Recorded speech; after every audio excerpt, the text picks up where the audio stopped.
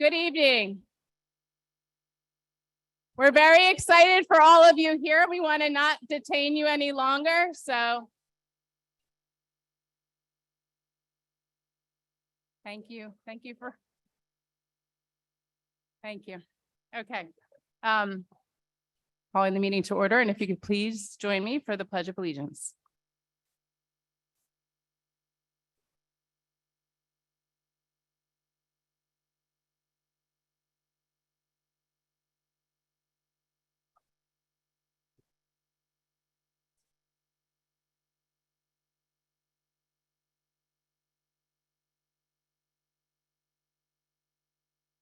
Okay, Mrs. Sugars, could you please take the roll call?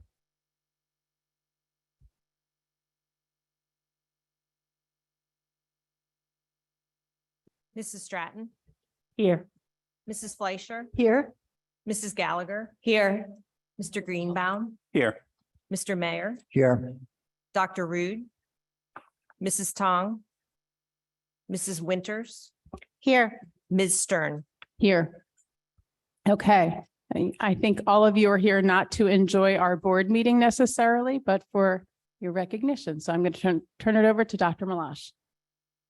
Thank you, Ms. Stern. Good evening, everybody. Board members, we're very excited this evening as we have the opportunity to recognize some of our incredible winter athletes.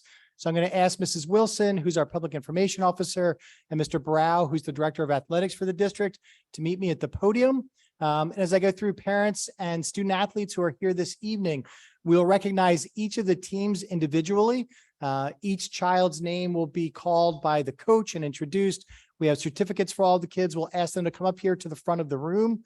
We'll have the kids line up in front of the board to be recognized. After each team is recognized, they'll go down the hallway to the boardroom, and Dr. Mahan will take pictures so that we can use them on the website afterwards.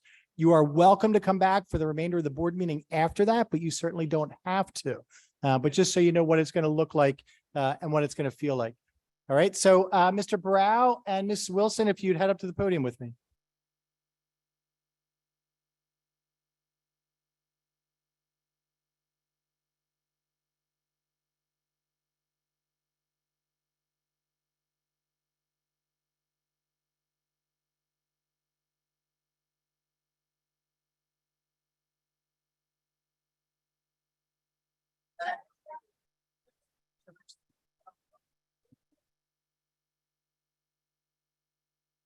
Good evening.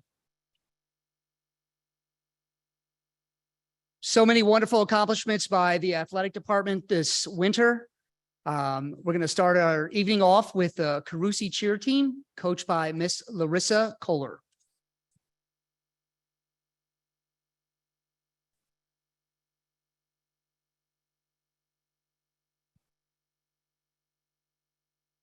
Also coached by Shyla Rakowski. Not here.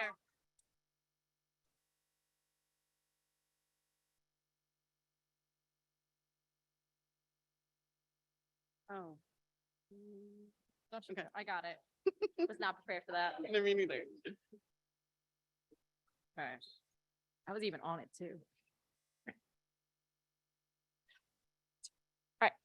The Carusi cheerleaders competed in 3 competitions this season. The first 2 were in the competition Frost Extreme in Wilmington, Delaware, and the Garden State Championship in Limcroft, New Jersey. The girls won first place in both of these competitions. At the Frost Extreme competition, the girls won a paid bid to the 3rd competition, which was the Spirit Extreme Nationals. At Spirit Extremes Nationals, which were held at the Chase Center at the Riverfront in Wilmington, Delaware, there were about 38 teams in total and 2 within their division. Over the course of the season, the girls worked on one specific routine, which was choreographed by Amy Fuentes. The girls had an extended winter season, and put in hours of work during after school and Saturday practices in November through April, as well as attending practices at TNT Gymnastics and Cheer. Carusi also held our own competition where we were invited other middle schools within the area and TNT's all-star teams. From this competition, we were able to raise the money for each of our competitions we attended, as well as our transportation. There you go.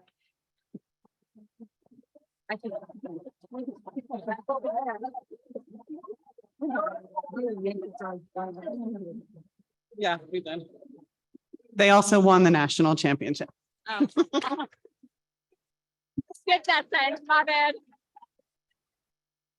I don't do this. I'm like sweating. So to recognize our cheerleaders, Tessa Atanasio,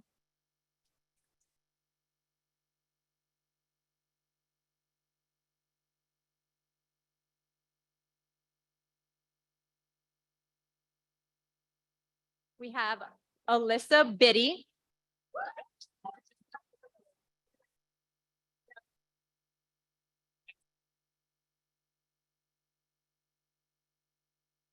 Chloe Blocker,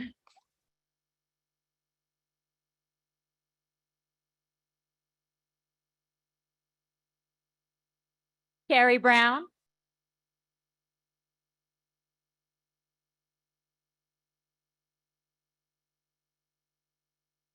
Abby Conover, who could not make it tonight,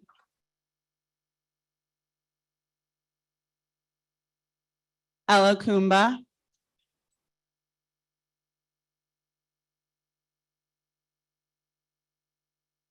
Izzy Desjardins.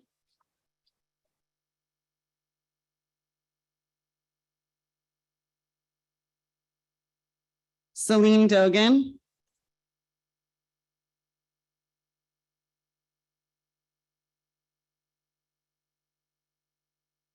We have, I'm gonna butcher her last name, sorry, Gia Dolchewski, who is also not here.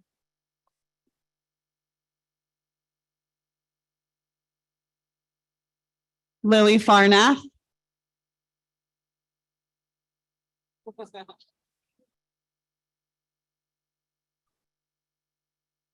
Alisa Goldstein.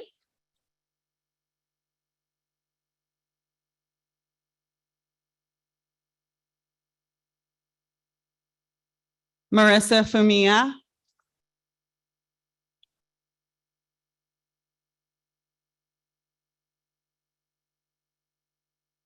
Gianna Ganaway, who is also not here.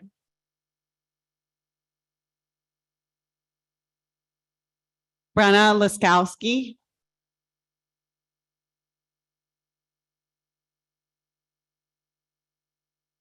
Kendra Menta.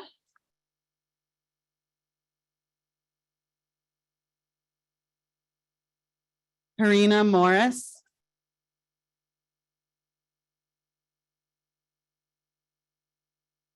And Cassie Morris.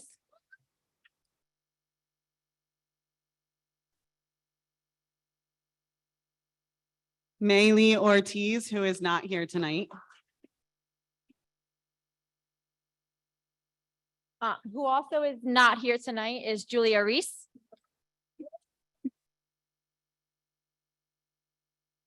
Adriana Rodriguez,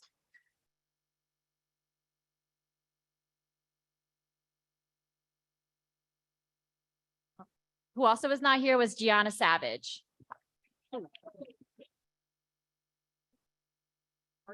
Nicolette Slusarski,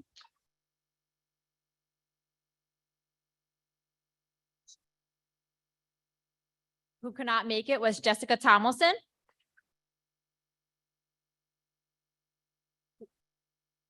Ava Teresi,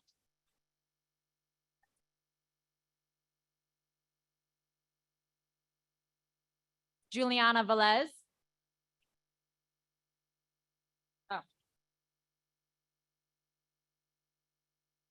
Logan Walker,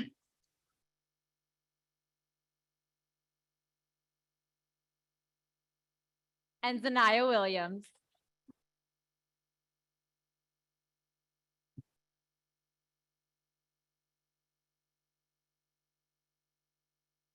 Our Carusi cheer girls.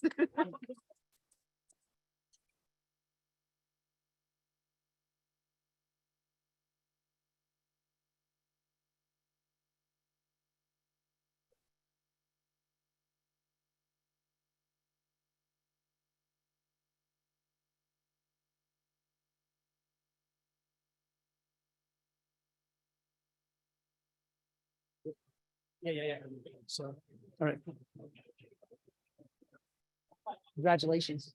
4.5 years ago, the Board of Education approved adding additional coaches for us to have women's wrestling as a recognized sport here in the Cherry Hill Public School District. 4 years later, one of our founding wrestlers, just an outstanding individual, Miss Maya Hemo, and her coach, Steve Escola.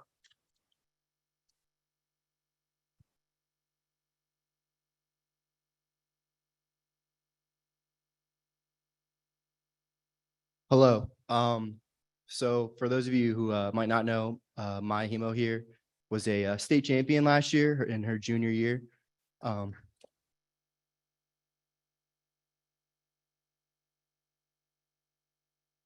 She worked super hard to achieve that, and this year she ended up taking second place. So really quickly, I just wanted to talk about her season and all the things she went through.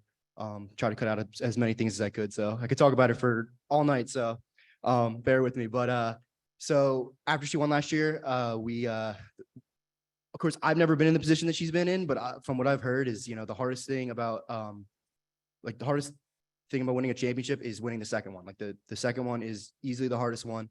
The first one comes pretty easy, but after that, it's just, you have a target on your back. So that was like my message for her going into the season. And sure enough, her first tournament, takes second place, lots of tough overtime match. Then literally the next day she had another tournament. She was up 5 points, which is pretty big in wrestling. And she ended up getting rolled to her back in the third period and pinned. And the crowd there went nuts. They went absolutely nuts. And of course I knew that girl was going to win outstanding wrestler, the one that beat her, and she did. So that just showed me, she had a huge target on her back. The articles came out. They might as well have said, my Hemo chokes in the opening season. Like they didn't actually say that, but like they might as well have. Like that's pretty much what the articles were saying. It was tough, but she battled back. Didn't win a tournament until the postseason. Got hurt a couple weeks before. She hurt her shoulder, and thanks to our training staff, shout out to Scott and Tyler. They helped her out and got her back to form, and wasn't 100%, but she was ready to go, and she outscored everybody in South Jersey 29-0, which is pretty good. Nobody scored a point on her in the regional tournament, so that was awesome. And so the next week she had her state tournament, and she got in her first match, she came off the mat and she was shaking her arm, and I knew she retweaked her shoulder. So we only had 5 days to address that, which really wasn't enough time, but we did our best, and she ended up losing a tough match in the state finals, but she fought so hard. She came off the mat and was apologizing because that's who she is. She said, "I'm sorry," but I was like, "For what?" Because she's so special, and I was so proud of her. But that left a sour taste in my mouth because I knew she couldn't show how special she truly was. So I had her enter a national tournament, and she had no practice really at all because she rested her shoulder. So really going in with absolutely no practice for about a month. She went up a weight because the tournament, the weigh-in was on Thursday night, and they got back Monday night from senior trip. So she went on senior trip. So I knew she wasn't going to make her weight. So we went up a weight. And there was no more weigh-ins for the rest of the tournament. So these girls were like you could just, eat and hydrate after that first weigh-in. So like these girls were really, really heavy. So I was kind of worried going in. And she still took 7th place and became an All-American, which is just testament to how amazing she is. So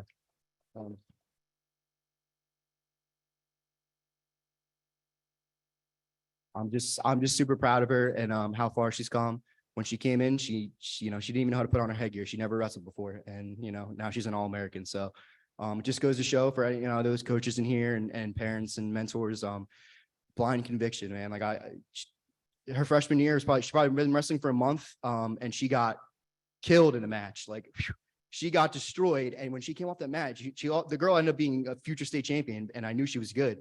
And when she came off that mat, I was telling our head coach, I was like, "Hey, like mine's gonna be a state champion. Like she's tough. Like she's gonna do it." So I was that crazy guy who just kept selling that dream for her, and she listened and put on all the hard work, and I'm just so proud of how far she's come. So Maya Hemo.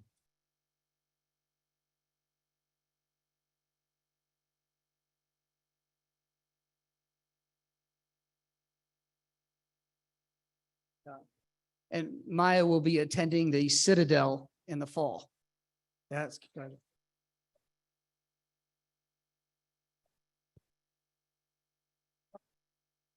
You want me to mention her? Okay, all right. She'll be back on the 9th. She had an engagement. She wasn't able to be here today, but also from our women's wrestling program, but from High School West, Miss Ari Tyson, who was the 2023 163-pound state champion. Just an unbelievable athlete. She's fantastic, wonderful young lady. And then we'll be able to come back and honor her on May 9th. So I'll be excited to do that.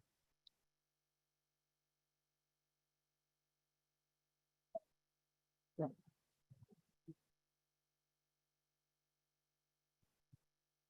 All right, next up. I don't know if you guys know this, but Cherry Hill is pretty good at swimming. It doesn't matter what school you attend, but we're pretty good at swimming.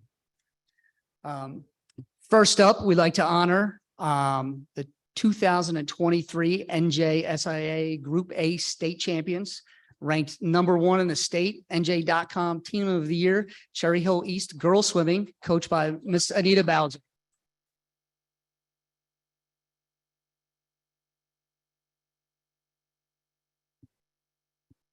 Here. Hello, everyone. I hate that our backs are to all of you, but my name's Anita Bowser. I am actually a Cherry Hill East alum, but very proud and honored for my girls. And thank you so much for the honor for them tonight. It's very exciting.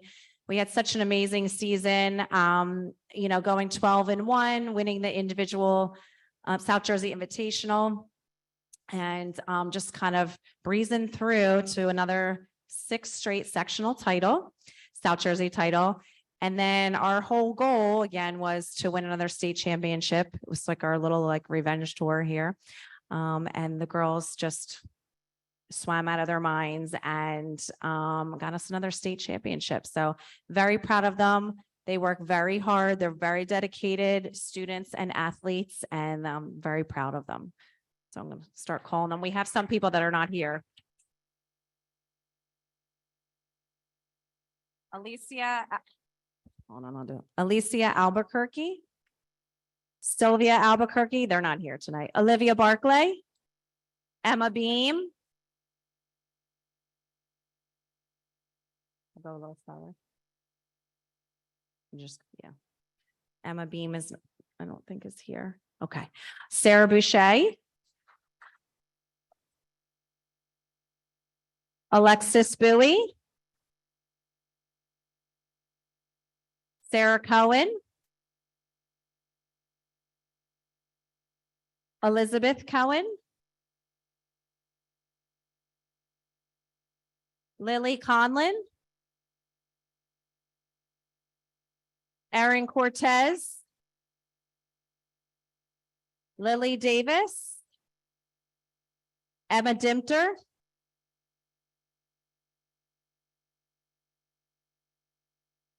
Scarlett DiPaolo. Madeline Dold. Natalie Driscoll. Caitlin Fay. Emily Fichetti. Megan Finnegan. Claudia Foganiti. If I pronounce that, sorry. Annabelle Foganiti. Claudia Fulton. Right there. Hope Haney. Gina Howe.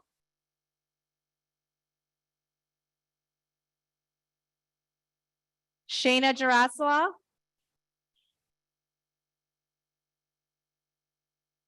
Ryan Johnson. Alexa Jordan. Elizabeth Keating. Erica Kerner. Caroline Koch.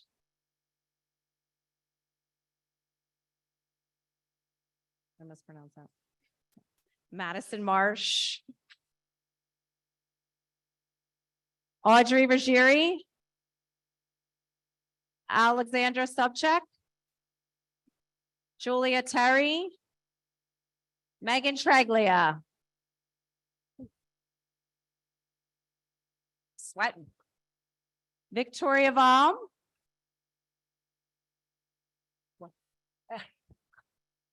Samantha Yerkes.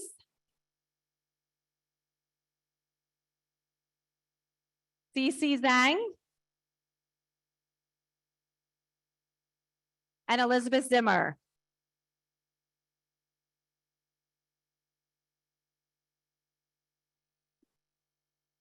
Thank you again. Have a great night.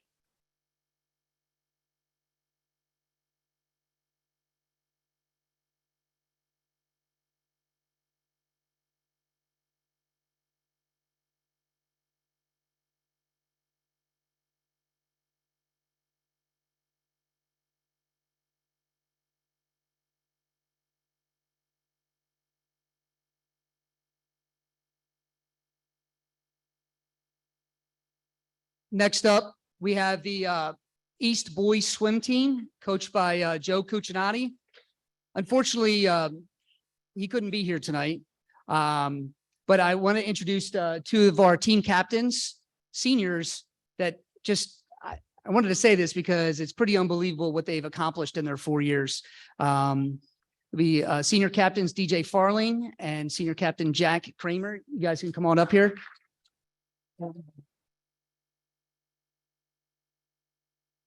These two individuals have amassed a record of 50-1. They've won 3 state championships and 4 sectional titles in their tenure. It's pretty impressive.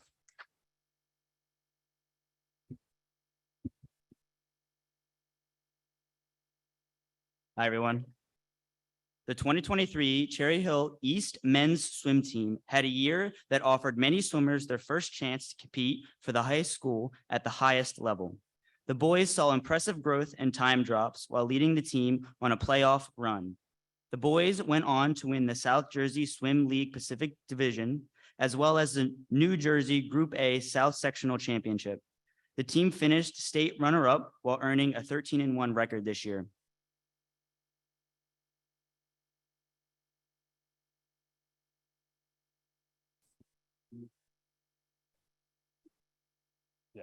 All right, walk up as you hear your name. Christian Aiken. Dmitry Antonov. Braden Barkley.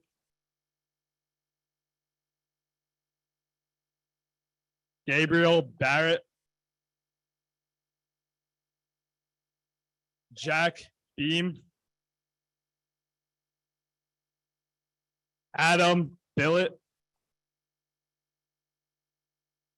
Naveen Baugi. Connor Borelli. Other captain Ryan Cortez. Quinn Cunningham. Griff Ellis. DJ Farley. Ty Green. Gabe Grodens.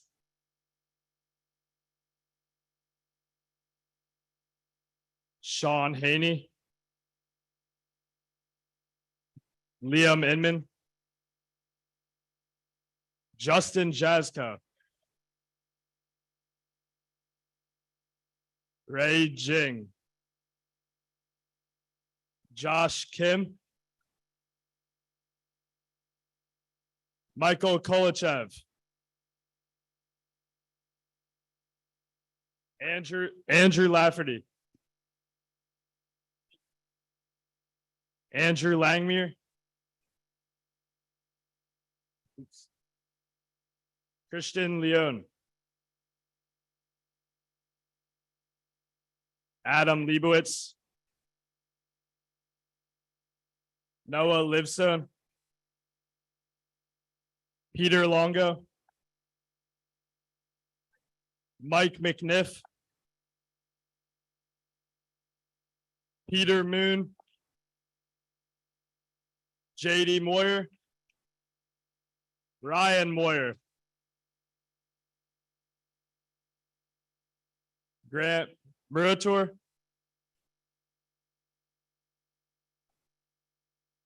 Kader Niv, Evan Orell, John Phipps,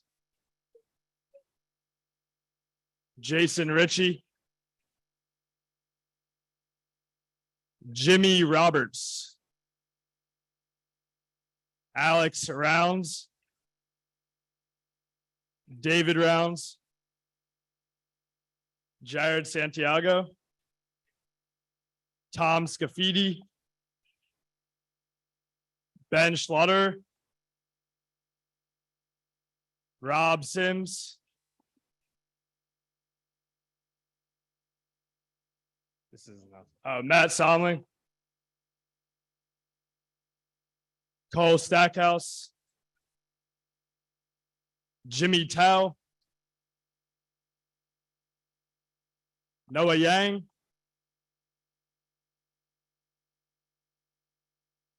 Nathan Yee, Jacob Yehuda, Jerry Yu, and lastly, Cody Zinn.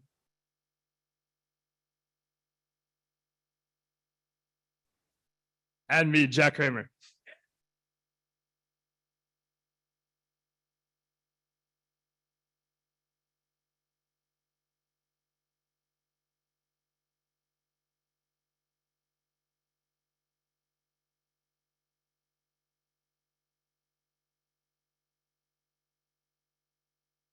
DJ, you left your phone.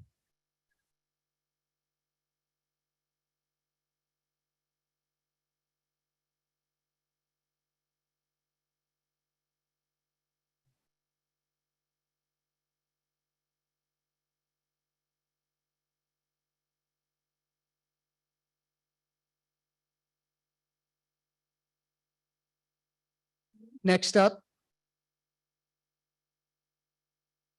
another outstanding season by the Lions, boys swim team, coached by Miss Christy Robertson.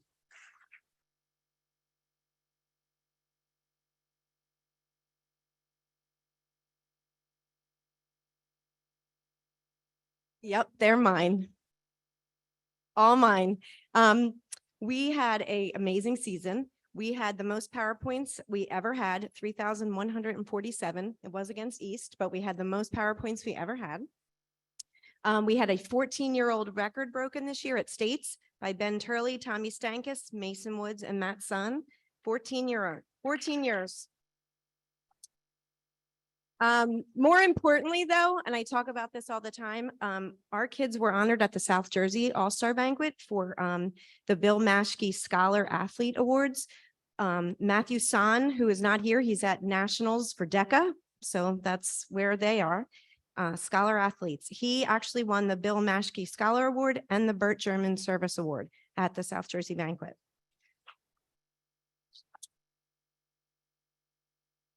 I'm not done. And Tommy Stankus was also honored at that night for the William Lyons Jr. Memorial Award for his extra dedication and sportsmanship in swimming. Okay. So here they come. Lucas Becker.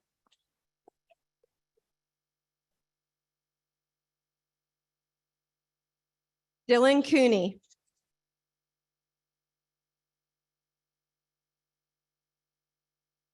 Evan Crescenzo, he is not here. Jonathan DeTrulio.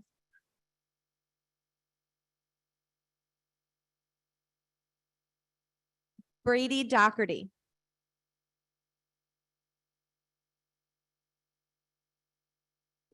Owen Doherty.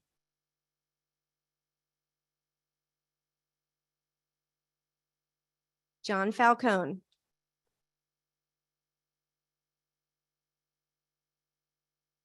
Nathan Ferris is not here with us. And Nathan Goldwasser, who's not with us. James Kleiner.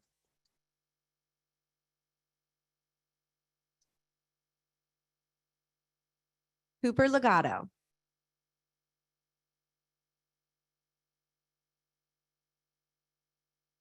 Enzo Lenny.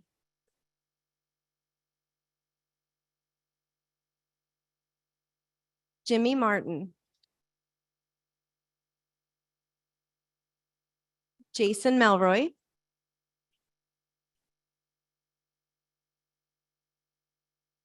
Raymer Ramirez, who's not here. He actually was our, he did not speak any English, but he still joined our swim team, and I think he learned a lot of English with us. So see, we also are that scholar athlete team here. Patrick Rhodes.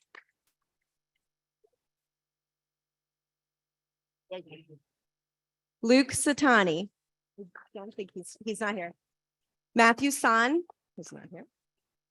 Thomas Stankus.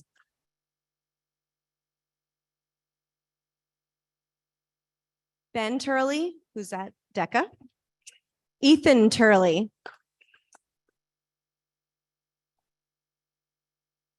Oliver, and I'm going to say it, Vilatchel. Oliver V. Oh, sorry. Michael Wilkins.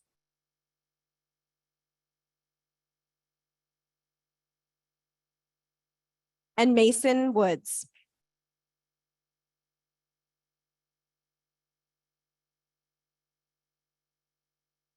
Thank you for recognizing us tonight. All right.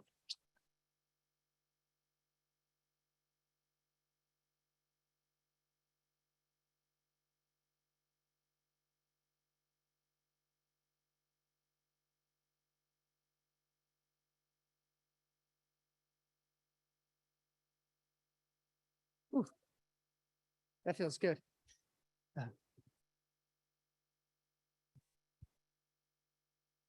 One of the benefits of having two girls swim teams in the school district is we had an emergency situation, and Coach Begley, the head coach at West, had to go and coach the East girls in the state semifinals.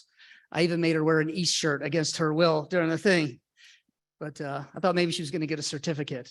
So, but next up is our West girls swim team, coached by Liz Begley. They're the SJISL back-to-back Mediterranean Division champions.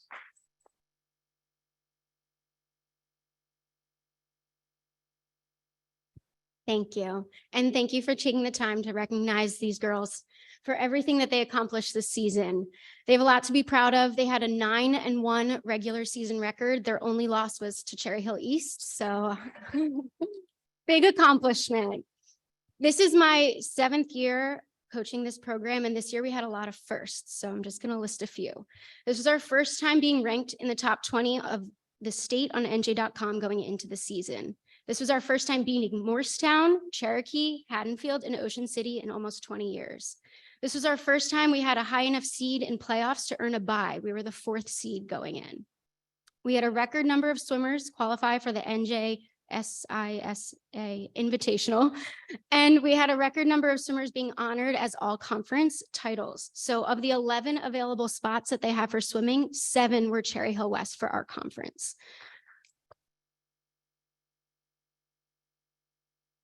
The oldest standing record at West from 1981 was broken by Adriana Lai.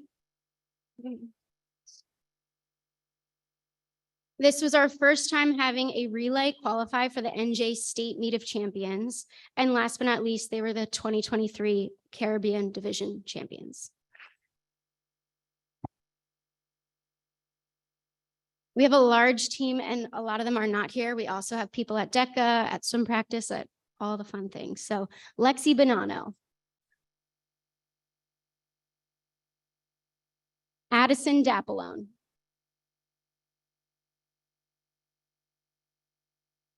Cameron Kraus. Adriana Lai. Ellie Lang, who can't make it tonight.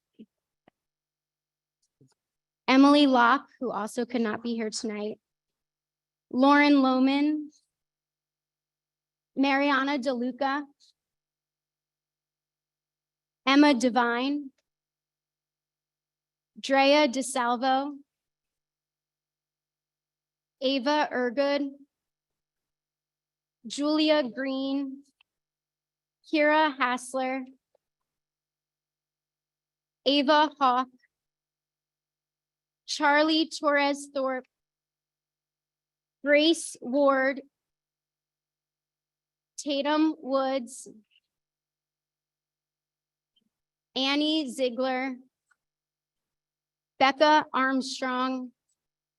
Maisie Baker. Raya Branscombe. Bridget Bryce. Delaney Locke. Hazel Limper.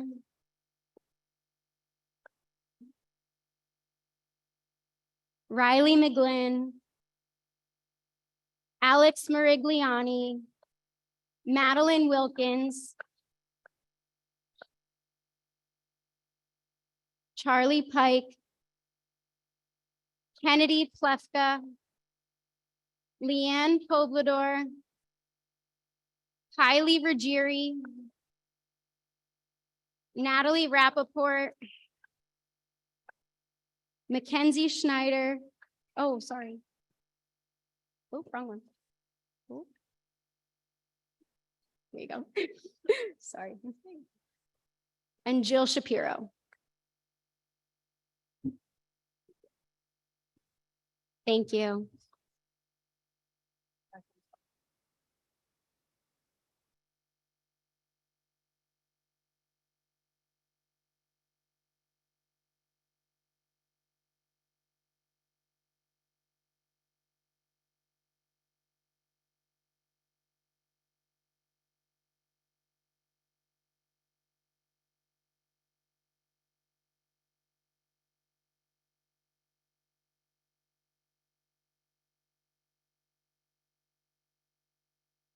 Okay, I wish that our board meetings were mostly that. But we go on to the rest of the business. Please stay, Mr. Beatty, Mr. Barat, please stay, don't rush out. No, no, my goodness. Thank you for coming. Okay, so we move on to our presentation, and Mrs. Sugars is going to be presenting to us we have our public hearing on the 2023-2024 budget. So I'm going to move on to Mrs. Sugars. Kathy, take it away.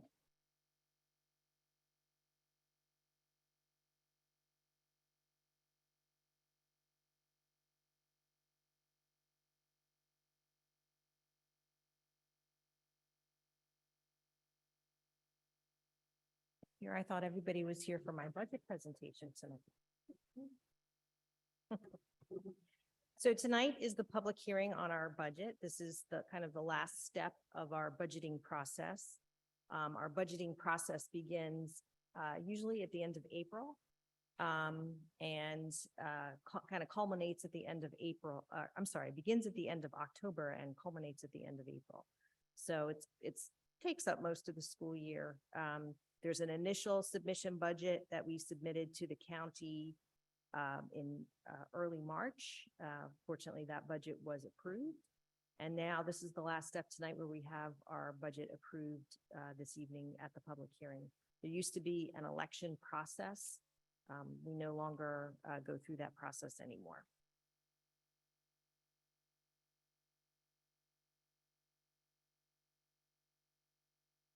So let's start with talking about some of the numbers. We'll start with a budget breakdown. And as you have heard me say before, I typically break down the budget into some very broad categories. And the first broad set of categories are costs that are directly attributable to a particular program, a particular grade level, particular special education program, extracurricular and athletics, And that is the first portion of our budget. These are costs that are directly distributable to those types of programs. And you can see here that our education costs for 23-24 are just over $100 million.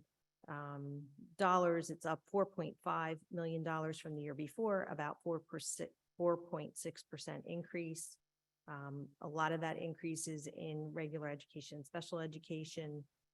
Some of the preschool program staffing and supplies would be included in this section of the budget.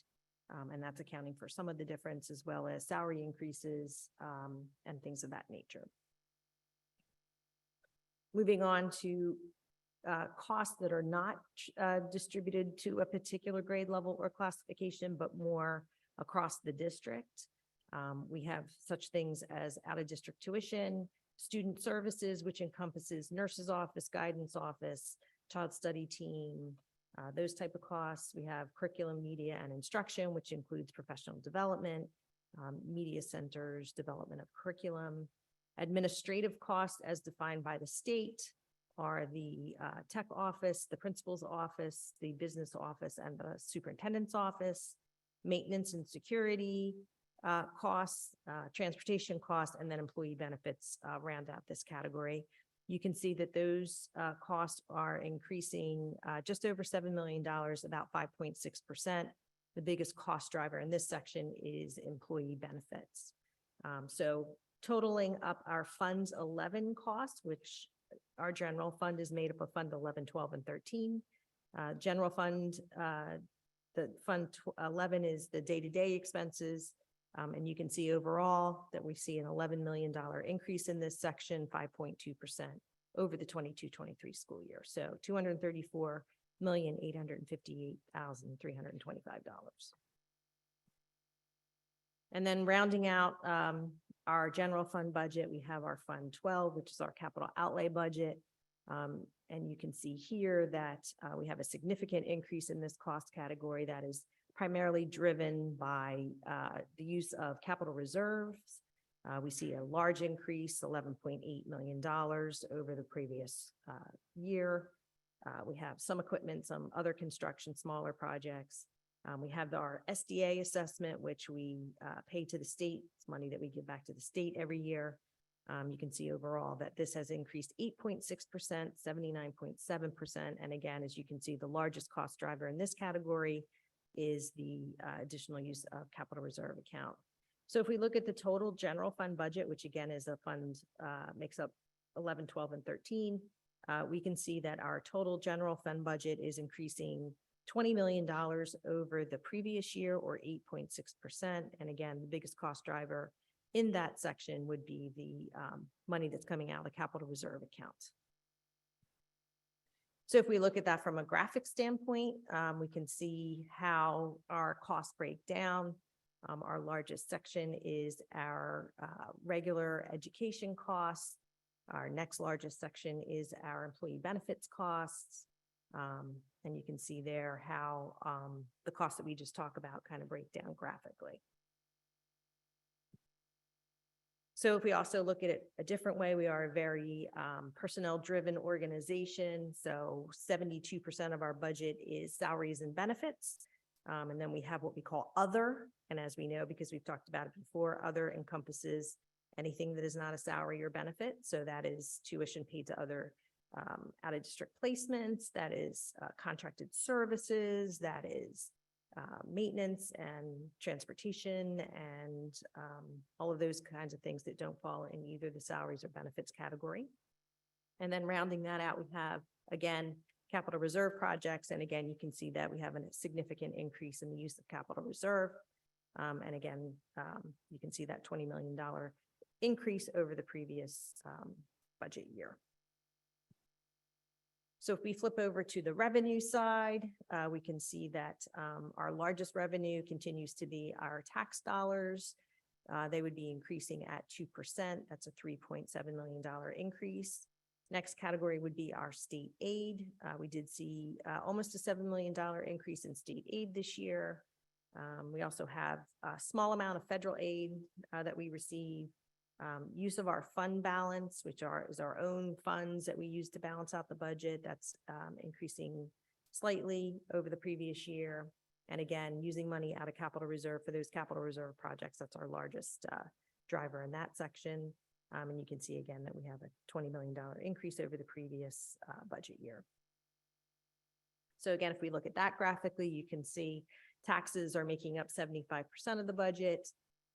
Capital reserve is 6%, total state aid is 15%, and then we have some smaller revenue sources making up the rest of the budget. We look at our state aid, again, I mentioned that we received almost $7 million in additional state aid. We've seen a fairly steady increase in state aid over the past couple of years. And we have a new category of state aid this year in debt service aid. That is from the passing of the bond referendum. 23-24 will be the first year that we make a bond principal and interest payment on the bonds that were sold in December. And so we received almost $7 million from the state in debt service aid to offset those costs. So what's new in our budget this year? We have an additional special education class at Beck Middle School, an additional ESL teacher, 3 math coaches, special education colleague teacher, a math science supervisor position, contractual change in health benefits. We had talked about this, about the fact that new employees coming in, now we'll be able to offer them the same employee benefits that current employees have. Previously, they had to contribute towards the cost of the dependent coverage. And also the preschool program is increasing from a half day to full day. So the use of the capital reserve, as I mentioned, is increasing significantly in this budget. The state is offering regular operating district, which they call ROD grant funding, which provides a minimum of 40% of funding for eligible projects. So there's 2 pots of money that the state is offering. One is $350 million for emergent capital needs. The other is $120 million for preschool facility expansion projects. And so we are going to be submitting some ROD grants applications in both of these categories. We still need to provide our 60%. The state provides 40%. They do not allow you to use referendum funding for these ROD grant applications. And so we will be using our capital reserve dollars to make up that 60%, hence the significant increase in capital reserve. And so we'll actually be submitting 5 ROD grant applications. The first one will be for main entrance enhancements at Lewis Administration Building. That's this building here. That was not included in the bond referendum. And so in order to take advantage of the 40% funding that's being offered, we will do some changes here at this building. Also, emergency notification system. If you recall, when we were reducing the bond referendum to get into our borrowing capacity number, we had to make some cuts. We made cuts to this area. And so this would allow us to restore those cuts. Our share of that would be just over $3 million. The state share would be the 40%. And then the 3 preschool applications that we will be submitting, bathroom additions at Malberg Early Childhood Center. We don't have bathrooms in all of the classrooms there. So this would allow us to add bathrooms. A preschool addition, which would be 8 classrooms at Malberg Early Childhood Center. And then another preschool classroom addition project at Kilmer Elementary School. This would give us 16 new early childhood classrooms that could be used for the preschool program. And so that rounds out the just over $12 million that we would be using for the ROD grant applications. We are also using $4 million towards the cost of paying the bond and interest principal and interest payments. And we'll talk about that in a minute. We also, as part of our budget, have our special revenue fund. Our special revenue fund is our grant funding. We have a variety of grants. We also run our student activity and scholarship funds through Fund 20 or a special revenue fund. We don't know at this point what those numbers will be. We will learn that later in the year. We are required to budget at least 85% of what we received the year before. And so that is what we have done here And then those numbers will change as we have better information about what those numbers are going to look like. So it's not necessarily a cut in funding. It's just, that's what we're required to budget at this point. And so debt service fund, again, as I mentioned, because of the passing of the bond referendum, we have principal and interest payment that has to be made. And to pay that part of the bond referendum, we have capital reserve dollars of 4 million that we will be using. We have debt service aid of 6.9 million that we will be using, and then tax levy, $11,640,000. That tax levy, the approval for the use of that tax levy was done when we passed the bond referendum. So the tax impact of a 2% increase in the taxes is $3.7 million for the average assessed home of $227,000. It's $104.82. The debt service bond tax impact, just over $11 million, $328.68. This was originally estimated at $399. So we are pleased that it came in lower than what the original estimates were. And are there any questions?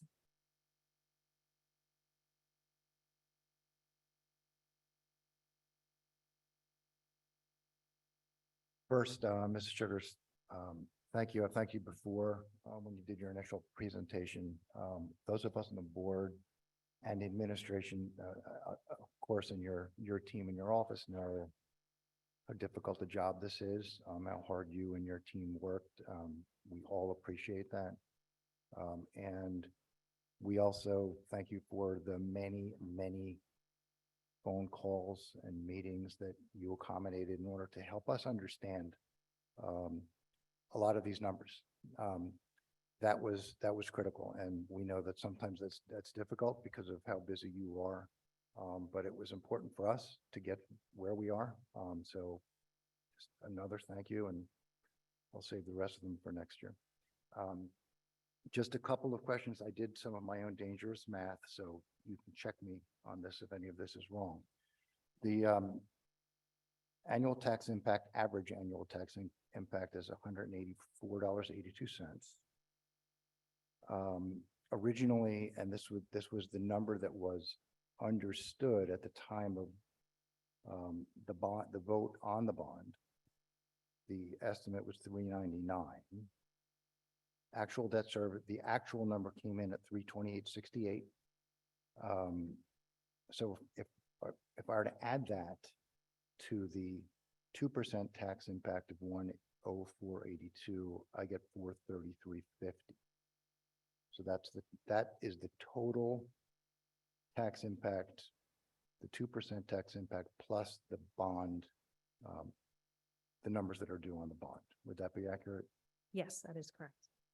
And if I subtract the $399 that was originally estimated, understood by the majority, the overwhelming majority of voters who voted in favor of the bond, that I get $34.50 annual increase over the $399. For this year, yes. Okay. And our taxes, we pay our taxes quarterly. So that would be a quarterly increase. The 2%, the additional 2% this year results in a quarterly increase for the average assessed house of $8.62. Yes, if you're talking about the 30, yes. Mhm. And that $8.62, without that, if we had a 0% tax levy, where there was no tax levy at all, would not have allowed us to add any of the positions that you've just detailed that we are now adding it. Is that fair? Yes. Yes. So the new special ed class at Beck, the new ESL teacher, the 3 math coaches, the new special ed colleague teacher, the math and science supervisor, which we believe will also allow the Math Pathways program to finally launch the way we had anticipated. Half day to full K pre-K, and the significant increase in health benefits, none of that would have been available. All of that is now available to the district, to the students, to the staff for a quarterly increase of $8.62 per average assessed household. Yes. And all of those positions, the specific positions, those, in my mind anyway, those are all directly servicing critical achievement needs for the students in our district. So thank you for helping make that happen. As far as the health benefits, that our understanding is that we're doing that in order to attract and retain the most skilled, effective teachers we can for the district. Yeah, I think this has really been a factor, particularly if you're hiring teachers who are a little more experienced, who are coming from other districts, who suddenly would find themselves in a position of paying a significant portion of the health benefits for their families, really made it cost prohibitive for them to make a change at that point in their career and come to Cherry Hill. And finally, with regard to the ROD grants, it's been our stand, it's mine, and I think the collective board's understanding that these are not often offered by the state. Yeah, they really have not offered ROD grants in a long time. The last one that I did was in Morristown, and that was at least 10 years ago. And so typically, when they offer the ROD grants, typically they will allow you to go through a referendum process for your local share. But I think because they are looking at a very tight timeline to expend these funds, they weren't, allowing districts to go through that process. And so since we have the capital reserve dollars, and this is probably a limited opportunity from the state, it's in our best interest to take advantage of it. And thank you again for helping us understand the importance of doing that, the rarity of the grant and the value that gives us for the district and fiscal responsibility for taxpayers. That's it. I don't have anything else. Thank you. Other board members have any questions? Mrs. Gallagher? So I have a couple questions about the ROD grants. So my first so I guess I have two. My first main question is, since I know that there's a limited amount of money that's being offered from the state, which is $120 million, approximately how many schools do we assume are also trying to apply for those grants? That's a good question. The 120 million is just for the preschool portion? Yeah. Okay. So yeah, that's a good question. I don't know the answer to that. The deadline to file is at the end of the month. Okay. So until that filing period closes, we won't know the answer to that. Okay. And then, so does the bathroom work need to be completed by October? No, because we Okay. do not need to have that completed by October to Okay. expand the program. Now, these other these two other sets of classrooms, the one at Malberg, the 8 extra at Malberg and the 8 extra at Kilmer. When you consider the 5 years, when do these 16 classrooms need to be completed? So it will be interesting to see because the state's timeline has changed for these ROD grants. The application process was supposed to be opened much earlier and have closed already. So it'll be interesting to see how long they take to review them Okay. and then alert us as to whether or not they are approved, because that's the first step. We really can't do anything until we Right. know that. Then they would have to go into design phase. Mm-hmm. And then we would have to go through a bidding process Right, and then building. Now, the nice thing about additions is that is work that can go on through the course of the year because it won't affect the rest of the school. Okay. So I would say potentially you could be talking going out to bid late winter, early spring, and then hopefully gearing up and starting projects late spring, early summer. Okay. And But I don't have an idea. I would say, I know that we have been told that the APRs will take about 18 months.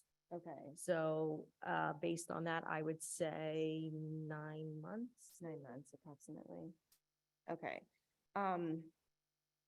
But to like some of the information that's been provided is like, so year one, it's like, am I correct? It's 120 students will be providing full day preschool.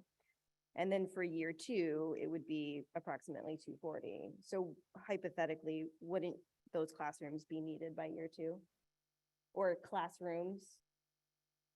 Yeah, I think any space that we would have would allow us to, whether that's through our building or working Right. with providers, would allow us to expand the program even quicker. And so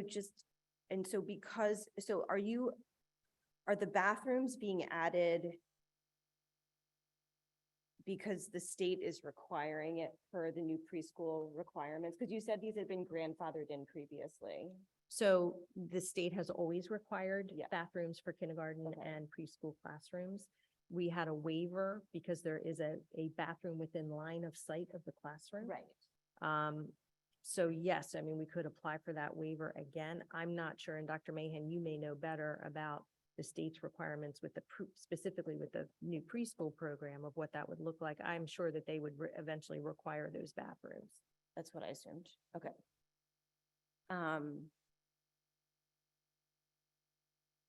And then,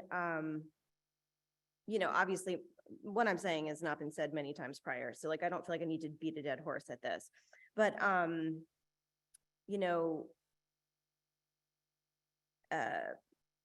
this is a fraction of the number of students that we need to support in the next couple of years. Who knows how many districts will be applying for these ROD grants, how much money will that we, as in Cherry Hill, will get for preschool expansion. We don't understand the funding streams, even though people have told me otherwise. How long will it take to get these classrooms up to, preparation for teaching, teachers, all that stuff. But on top of it too, I just get a little nervous depleting the capital reserve funds, because essentially we'll be down to approximately like $4 million after this. And, looking into budgeting for the next school year, due to the bond, being fiscally responsible, we need to set aside $4 million to cover the debt services. And so if we then in addition need to build more classrooms, the last thing I think the board would want to do is push that $4 million of the debt service onto the taxpayers. So, as I said, I don't need to beat a dead horse. These numbers, it doesn't make sense to me. It makes me nervous. And I feel like when you consider the cost of inflation, the fact that we can only increase our budget every year by 2% without, a vote, I feel like we're overextending ourselves. So that's it. Well, the only thing I'm going to say in response to that is, it's not often that these opportunities come about. And I would say that if we had not passed the bond referendum, I would absolutely not recommend this at all, because we would certainly have much more pressing issues that we would be dealing with in terms of just maintaining our current buildings. The other thing I will say is that since we sold the bonds in December and have been able to put them into an interest-bearing account, we are required to take anything that's earned and offset the cost of the debt service. So that will help with that as well. At the end of each school year, when we close out our budget, we have the opportunity to put more money into the capital reserve account. So one of the reasons that I was concerned about the use of fund balance was for that reason, so that if we're using less fund balance to balance the budget, there's more of an opportunity to recoup some of those funds and put it back into the capital reserve account. So I would say that I understand your concerns, but I think that we're probably in a better position than we normally would be with some of those other factors brought into play.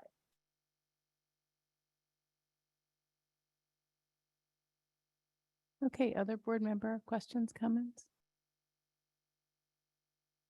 I just have a couple questions, and this I think might go to Dr. Malash and perhaps Mr. Green. We're adding a long overdue, I think, needed positions to support academic achievement because it's such an important focus and it's a primary responsibility of us, right? As a board to have that as our focus with our students. If there are opportunities as the budget unfolds, because Mrs. Sugars has to do this budget 15 months before we ever even know what's coming, which I don't know how you do that, but somehow you do miraculously. But if we're finding that there is funding, if we get awarded, the preschool funding stream that I believe will, expansion funding stream, stuff like that. Are we able to add more positions if we see there's a need? Kind of mid-year, past the budget tonight, past, not PASSED, PAST, past the budget tonight timeline. If that's the recommendation of administration and the board, that sees this, to support that.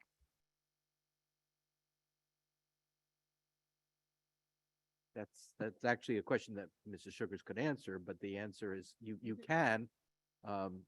You are limited by the budget amount that you're voting on tonight, so you would have to reallocate funds. But you do have the ability to move line items around in your current expense to do that if you have the money available. Thank you. So if we were to be lucky enough to be awarded the preschool expansion funding stream, which could be significant, then those funds get allocated directly to preschool. And then that frees up perhaps some of the funds that we're currently allocating to from half day to full day kindergarten. So that could allow us the opportunity to relook at some of the other positions that I know administration have, talked about and brought to us as, positions that would like to be supported, so almost like kind of a gradual process of adding, but I don't know, all the years I've been coming to these meetings, I'm pretty excited to see all the positions we are adding. So I think we're moving in the right direction. So sorry, Mrs. Sugars, I could have asked you that question.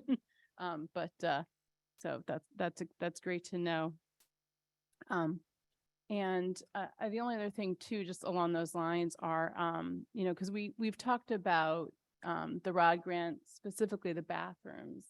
And Dr. Mahan, almost called you Mrs. Mahan, Dr. Mahan, you had said that, the line of sight, if I got it correctly, I guess it's thought too that would suffice, but the idea of specifically going for putting the bathrooms in the rooms is to really be a support to both the students and the teachers. So, and I guess those of us who've had preschoolers and witnessed that the challenge of, little ones, it's easier if the bathroom's in the room than if it's down the hall and someone needs to go. Did I get that right?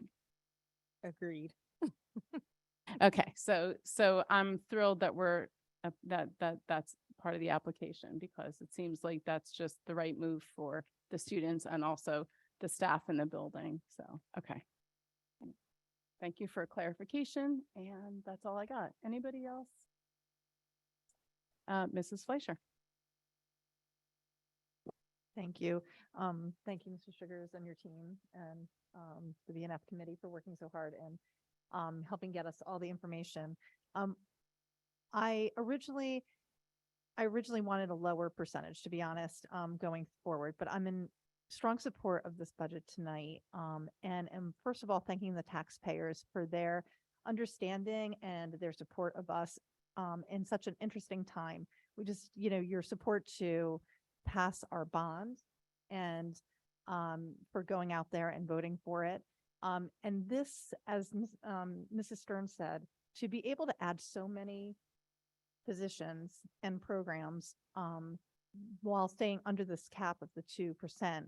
I think that Cherry Hill's going into a brand new phase between the bonds and, sort of revamping our schools, revamping the programs. I think the teachers, I appreciate all the effort and the support they give us in the administration. And I just want to thank everybody for, putting the support behind the schools and being fiscally conservative or fiscally sound is something that I really went into this thinking about and getting educated on the fund balance and where we needed to be with that. That sort of moved the needle for me. And so I am supporting tonight. I know there's so much more that we need to add. There's a list I have, in my bag of things that we would like to add. So we're not stopping here. I just think I appreciate the huge steps we're making tonight for our students and for our schools. Thanks. Thank you, Mrs. Fleischer. Mr. Mayor. What, actually, two quick things that I forgot to mention. Let me start with, it is Teacher Appreciation Week. And so from me, thank you to all the teachers, if any are in the room. Dr. Mahan, all the teachers, everyone in the district, anyone online. I know our students, the ones in my household, have mentioned it a couple of times. They're bringing in cards. So I hope that other parents who may be listening also remember that and send a little something in with your kids tomorrow if that hasn't already happened. It's been an incredibly difficult few years for all of the teachers, and it's almost silly to say thank you once and thank you during a week. We thank them all the time, but I just wanted to make that note. Last thing that there was something else that, with regard to the budget, moving to 2%, something that I have thought about often, and it occurred to me that it's particularly important to me now. When I think about board service and the importance of doing what we can and what I can for the students, first and foremost is for the students that we have now in district, but also looking forward to the students who we will have in our classrooms in the future. And so that for me is something that is important and helps me be that much more confident that for my vote tonight in strong support of the budget, particularly with respect to the investment in pre-K for our youngest students and for our future students and the families, many of whom are sorely in need of that sort of assistance. To me, that's very, very important. So that weighs heavily on me and is a big influence in tonight's, my vote for tonight. Mrs. Elmore Stratton. Yeah, so I just wanted to add, kind of like Mrs. Fleischer, a little bit of Ms. Gallagher as well. I appreciate the work done by Ms. Sugars and her team and pushing. And I think I've been pretty vocal about the need for us as a board to really respond to what the admin team and the staff at the building level are asking for. So I appreciate their candidness and just being specific in what they need. And it's going to be our job to hold them accountable to make some change and some strides. I also want us to caution ourselves to not think that it's going to happen tomorrow. Impact now or investment now may not be seen for another 10 years, but we are making a dent. And then I do agree about adding positions later, because I think in the last meeting, that was my biggest stressor, is that I want to be able to say we provided the right resources so that they can do their jobs to the best of their ability. So I'm impressed that we got to this point, and I do understand the trepidation from Ms. Gallagher and the banter back and forth. So that's all. Just want to say we're making an investment now, but we will certainly be holding the Cherry Hill staff accountable for us putting the students first and taking our money and making it worth it. So. Thank you. Okay. All right. Oh, Mrs. Winters. Thanks. While we're thanking people, I just wanted to make sure to thank the members of the BNF committee who worked so hard to put together this budget for our consideration. The chair, Mr. Mayor, Ms. Stern, Ms. Tong, who couldn't be here tonight, and Ms. Gallagher. Thank you for everything that you did. I really appreciate all the hard work that I'm sure went into it. And I appreciate from a CNI perspective, since I don't sit on BNF, that all the positions that are added, but I just wanted to highlight the importance of the math science supervisor position and the 3 math coaches. My understanding from when I became chair of the committee in the beginning of the year is that the work and the consideration on math performance was something that was a concern prior to the pandemic, and remains after the pandemic to be something that we're really focused on. So when we were having conversations about, what's really important for our teachers, for our students in this budget, I just wanted to highlight and amplify that that is a need that came straight from the administration. And that's something that I'm really excited about as we think about how to continue to support our teachers and our students in the district. So thank you, everybody, for all your hard work. I appreciate it. Mr. Greenbaum, can't leave anybody out tonight.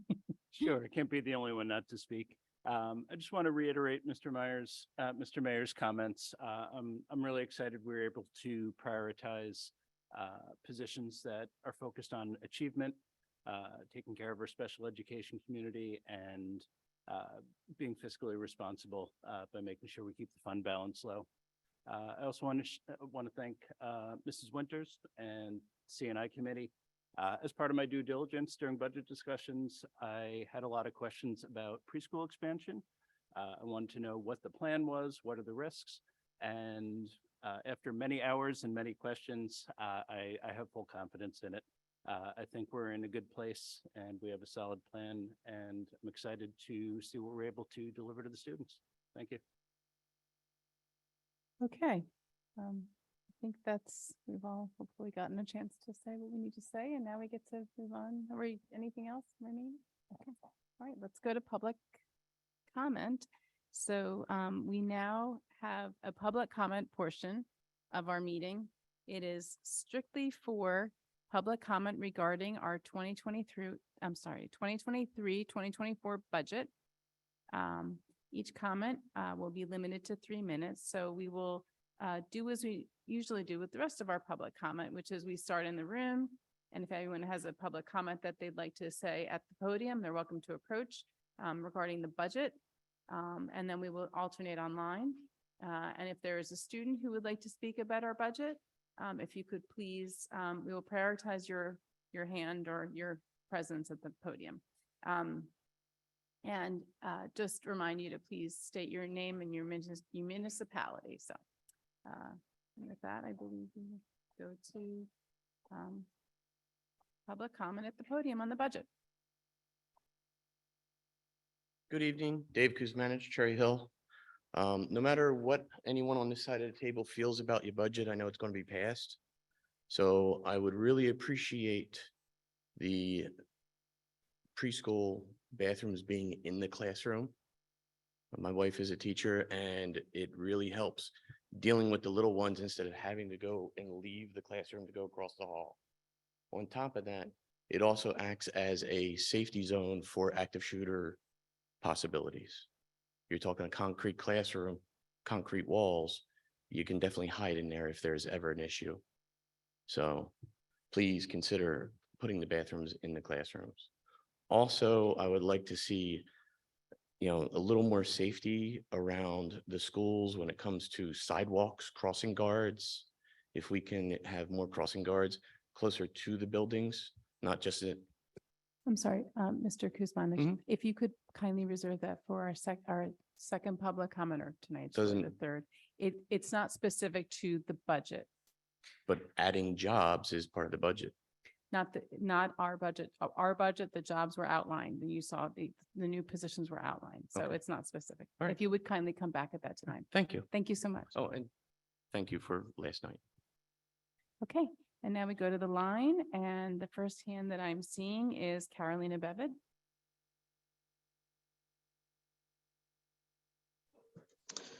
Good evening, Carolina Bevid, Cherry Hill.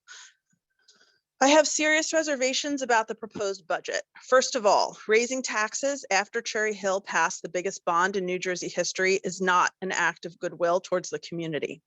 Secondly, front-loading pre-K funding with a tax increase, but without a 5-year scope of how the program will be implemented in the long term, including potential future taxpayer costs and facility need projections, is woefully irresponsible and reckless.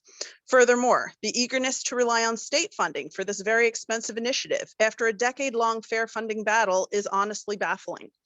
Finally, and most importantly, voting in favor of this budget is a gigantic slap in the face to students, staff, and parents who are witnessing firsthand the prolonged negative impacts of school closures. But as we watch our students' academic needs go unaddressed as well as unacknowledged, you're forging full steam ahead with a half-baked pre-K program that will undoubtedly put a strain on all other district priorities and initiatives. Please land on the side of common sense and vote no. Okay, and now we go to the room. If there's anybody who'd like to speak on the budget, you may approach the podium.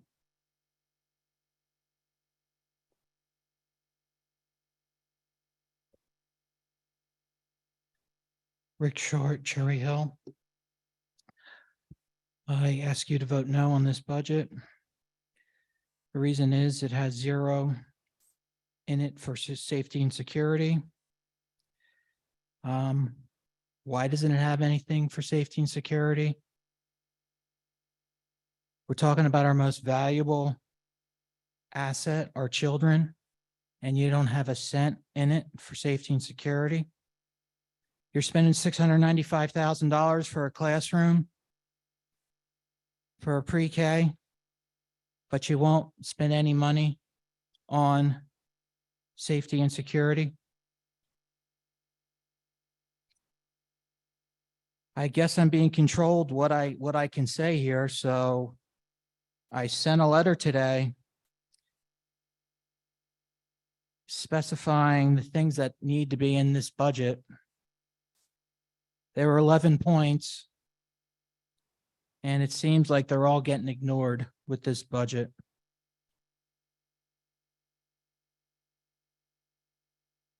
I sent you the side effects of not having good security. I saved you only the 911 calls. Mr. Short, if you could kindly keep your comments during this public comment period, just to the budget. You're more than welcome to. These are the side effects. I understand that. Okay. These are the side Mr. effects Short, It's of not, Mr. Short, Okay. it is not related to the budget, voting on the budget tonight and budget discussions directly. Please come back during it will be our third public comment, and you may speak about any topic related to our schools, which it sounds like you would like to do. Well, You're more than I'm welcome to do it. concerned about the health and safety of other children. Sure. And Mr. you're, Short, and I, Mr. and Short, and I- you are we telling me I- that I can't talk about the side effects of what Mr. Levinsky. happens when a budget isn't approved. Okay, we will continue on with our budget comments. Thank you. Please come back with any other comments at the third public comment period. Thank you. We go back to the line, and there's a phone number on there that ends in 788. It is your public comment time. My name is Jeff Podowitz, and I live in Cherry Hill, New Jersey. According to our user-friendly budget for 2020, 2022, 2023, our total school tax levy was around 184 million. Now it's about 200 million. All right, the difference is about 16.5 million, which is a 9% increase in our local tax levy. If you pay $5,000 a year in school taxes, your increase will be approximately $450 a year. And remember, only $300 million worth of the $365 million bonds were sold. And that was the maximum allowed. So that 320 something number, all right, is based on 300 million. If you base it on the full 363 million, you'll see it is probably over 399 in total. Okay. If you look at the cost of the 5 rod grants that it have, and I hope you would eliminate them, you'd see there's a total of about $12 million.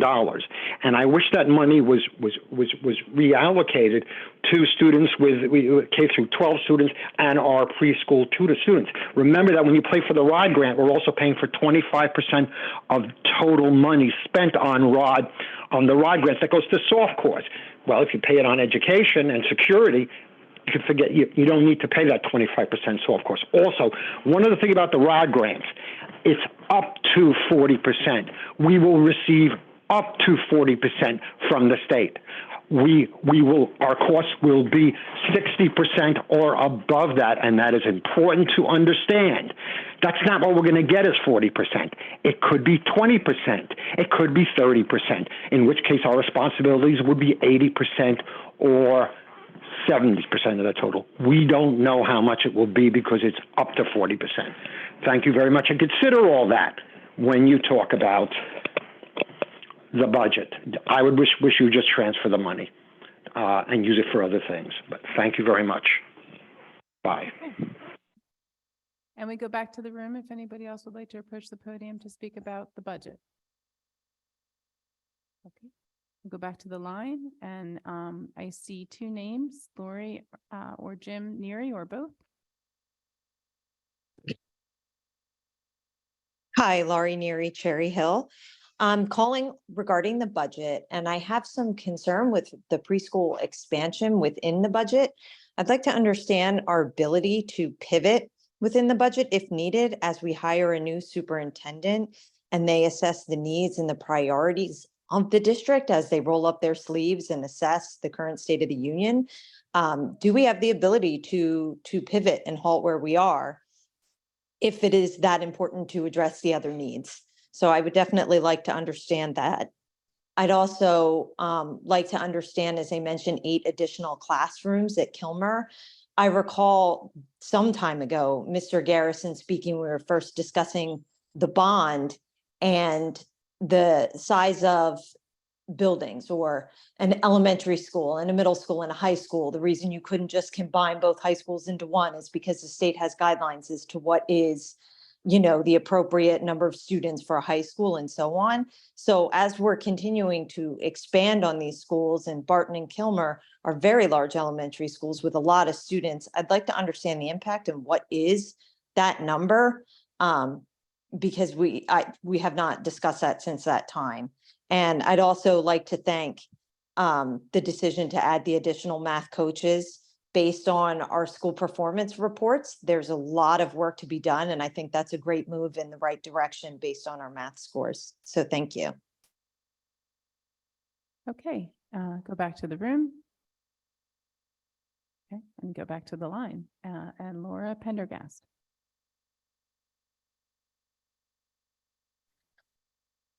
Hi, my name is Laura Pendergast, Cherry Hill, and I should be pretty brief. I'm just calling in support of the current budget. I want to point out that it's been very responsive to various problems that have been identified. So first, and goals of the district. So some things that I've heard consistently is that some goals of the district are to improve achievement and to reduce achievement gaps. Universal pre-K is an evidence-based strategy to accomplish those goals. And so I'm really glad to see in the budget that we're using an evidence-based approach to reduce achievement gaps and promote achievement. I thought that was great to see. In addition, I think that the math coaches and math and science supervisor that were added to the budget, also the additional special education teacher, are also great tools to use to improve our larger district goals. And I was glad to see in the budget, some evidence of expansion of special education. So I'm really happy about those things. And I hope that the board chooses to vote yes on the budget.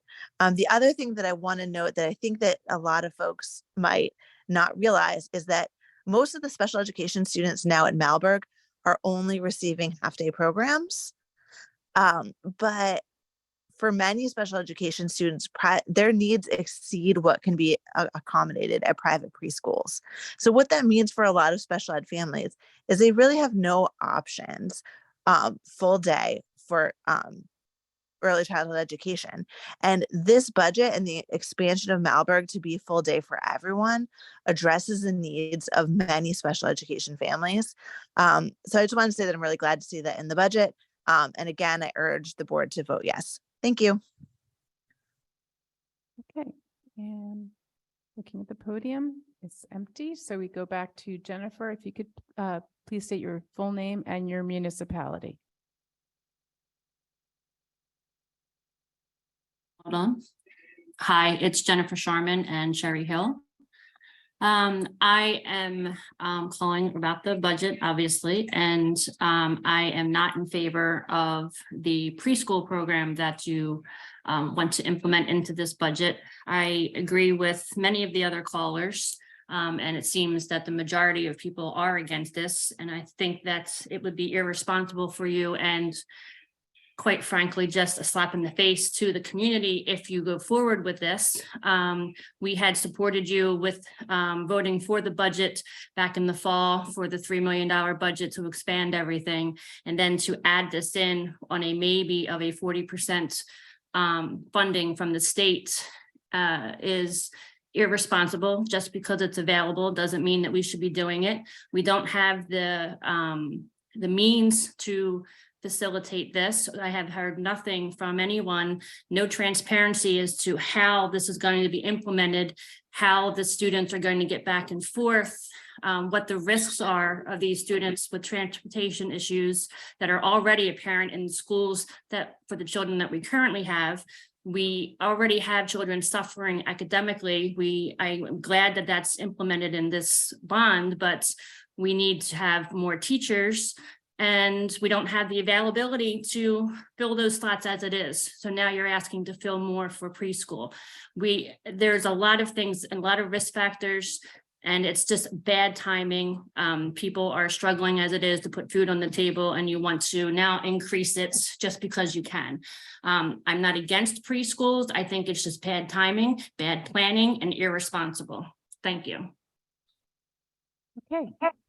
Go to the next caller on the line is Mel B. Again, if you could please state your full name and your municipality. Melissa Bush, Cherry Hill, calling in about the budget. Time and time again at board meetings, we hear about the diversity of our township. Many times the conversation is focused on everything other than those who are economically diverse.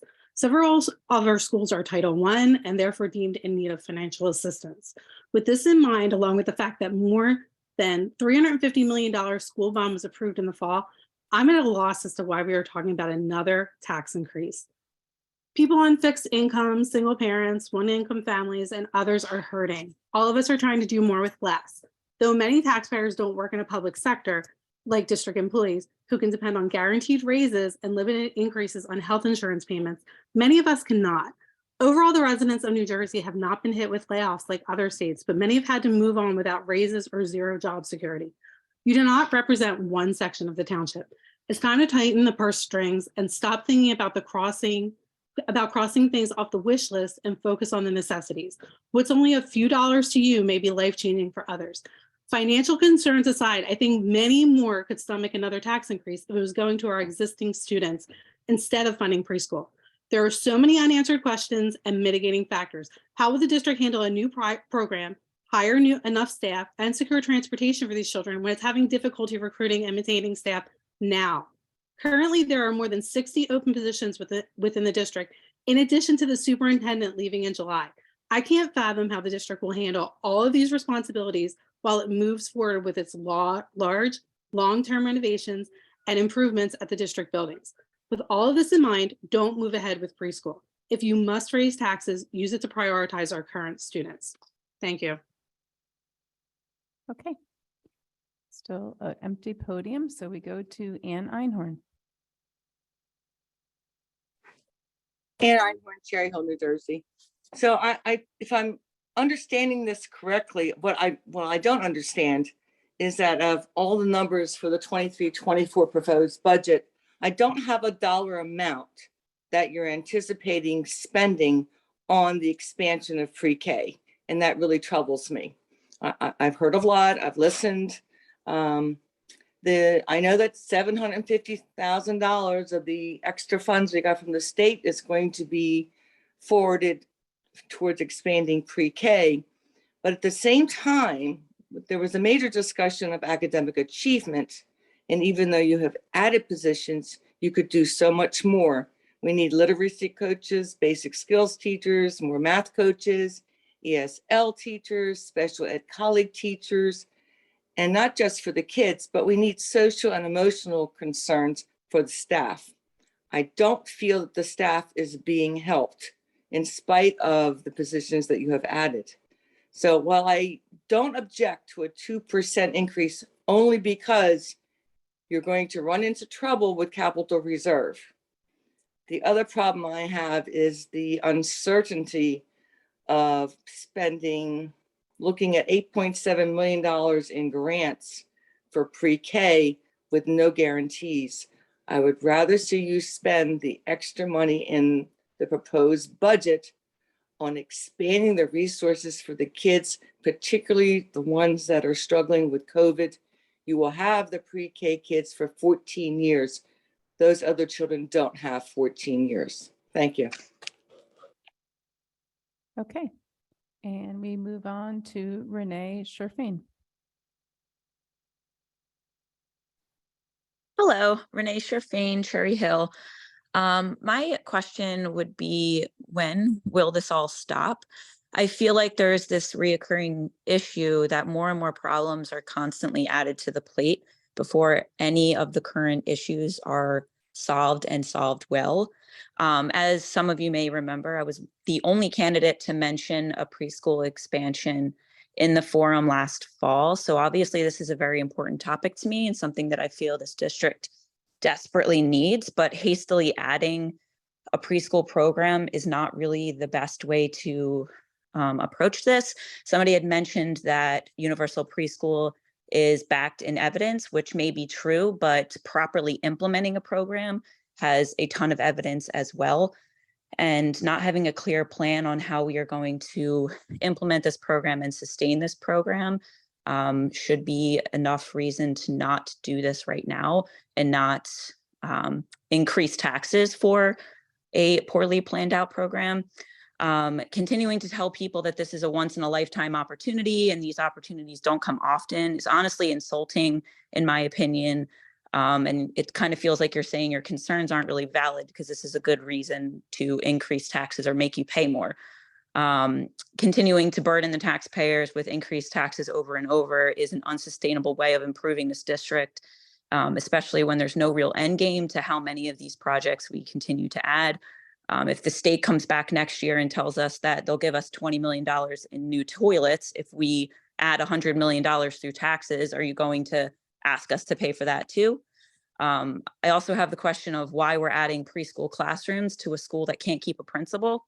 What is the plan to staff these classrooms? I have a preschool daughter right now who at her preschool, they've lost 6 teachers over the last year because of how difficult it is to retain teachers.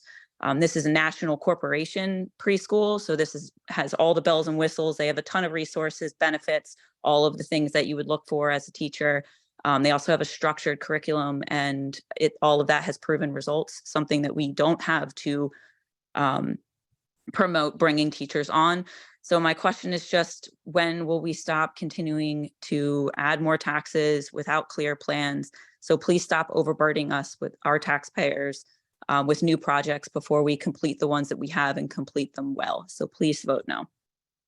Thank you. Okay, and we move on to Steve. If you could kindly state your full name and your municipality.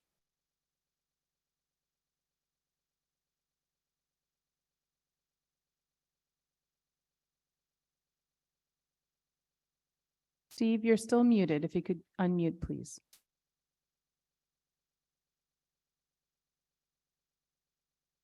Okay, looks like Steve perhaps has put his hand down.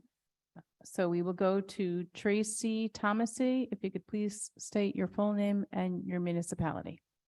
And we can restart the thank you. Hi, my name is Tracy Thomasy and I live in Cherry Hill. So I am in favor of preschool.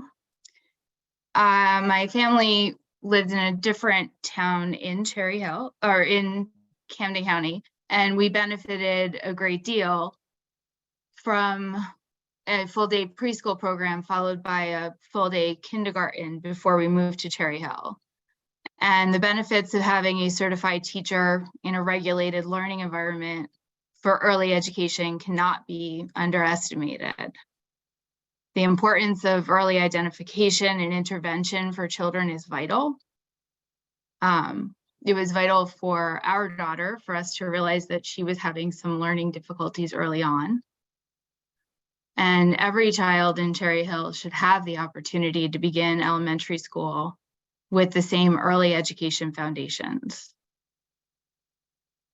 Recognizing that, that if you are applying for grants and that we don't get those grants, that likely we wouldn't move forward with these programs. I do want to say that I'm glad that you're looking at putting preschool into Cherry Hill, that you are currently planning with this budget to earmark that money and to move forward with planning. And I would just ask that you please vote yes, recognizing that universal preschool is important to all kids and that they should have the right to all come in, having a basic foundation in early education and evening the playing field for everyone. Thank you. Okay, and we move on to Steve again. If you could state your full name, municipality, and please make sure to unmute.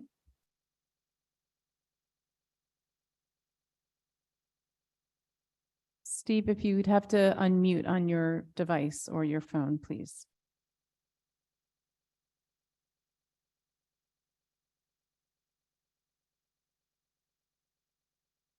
Steve, I'm sorry, I see you are still muted. Perhaps you could try again, and if you're having difficulty, you are more than welcome to call back during our next open public comment period, which is at the end of our meeting. So if you want to try again, you can try again to unmute.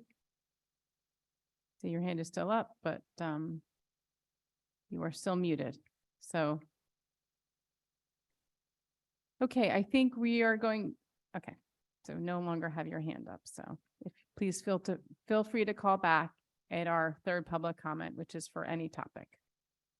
Okay, and we will close public comment on the budget. And I need to get out of this screen and go back to the other screen, so please bear with me. Okay, now we will go to administrative reports, and it looks like Dr. Malash shakes his head. No, we have none. It says none on here, so I got to listen to that. All right, we now move to board member correspondence. Do we have any board members who would like to share correspondence? Mrs. Elmore Stratton. Sort of in the same vein of Mr. Mayor recognizing the teachers, just wanted to highlight that this week is After School Professionals Appreciation Week. And so I know we often, we don't highlight the folks that work from 7 to 9 and 3 to 6 enough. So I just wanted to make sure that we give a special shout out to all of our SAC staff and teams and what they're doing. And if anybody wants to pop in, I know they love gifts and they'll appreciate it. So just really wanted to highlight that. Thank you. Are there other board member correspondences? Mrs. Fleischer. Thank you. I do want to also add on to Ms. Elmore Stratton and thank the teachers and Teacher Appreciation Week. They're amazing, and we thank them for everything that they do. As far as correspondence, I just wanted to say I was lucky enough to sit into another meeting with the Labor Collaborative. I'm sitting on the Labor Collaborative as the Board of Ed member. That is administration and teachers, and it's a way.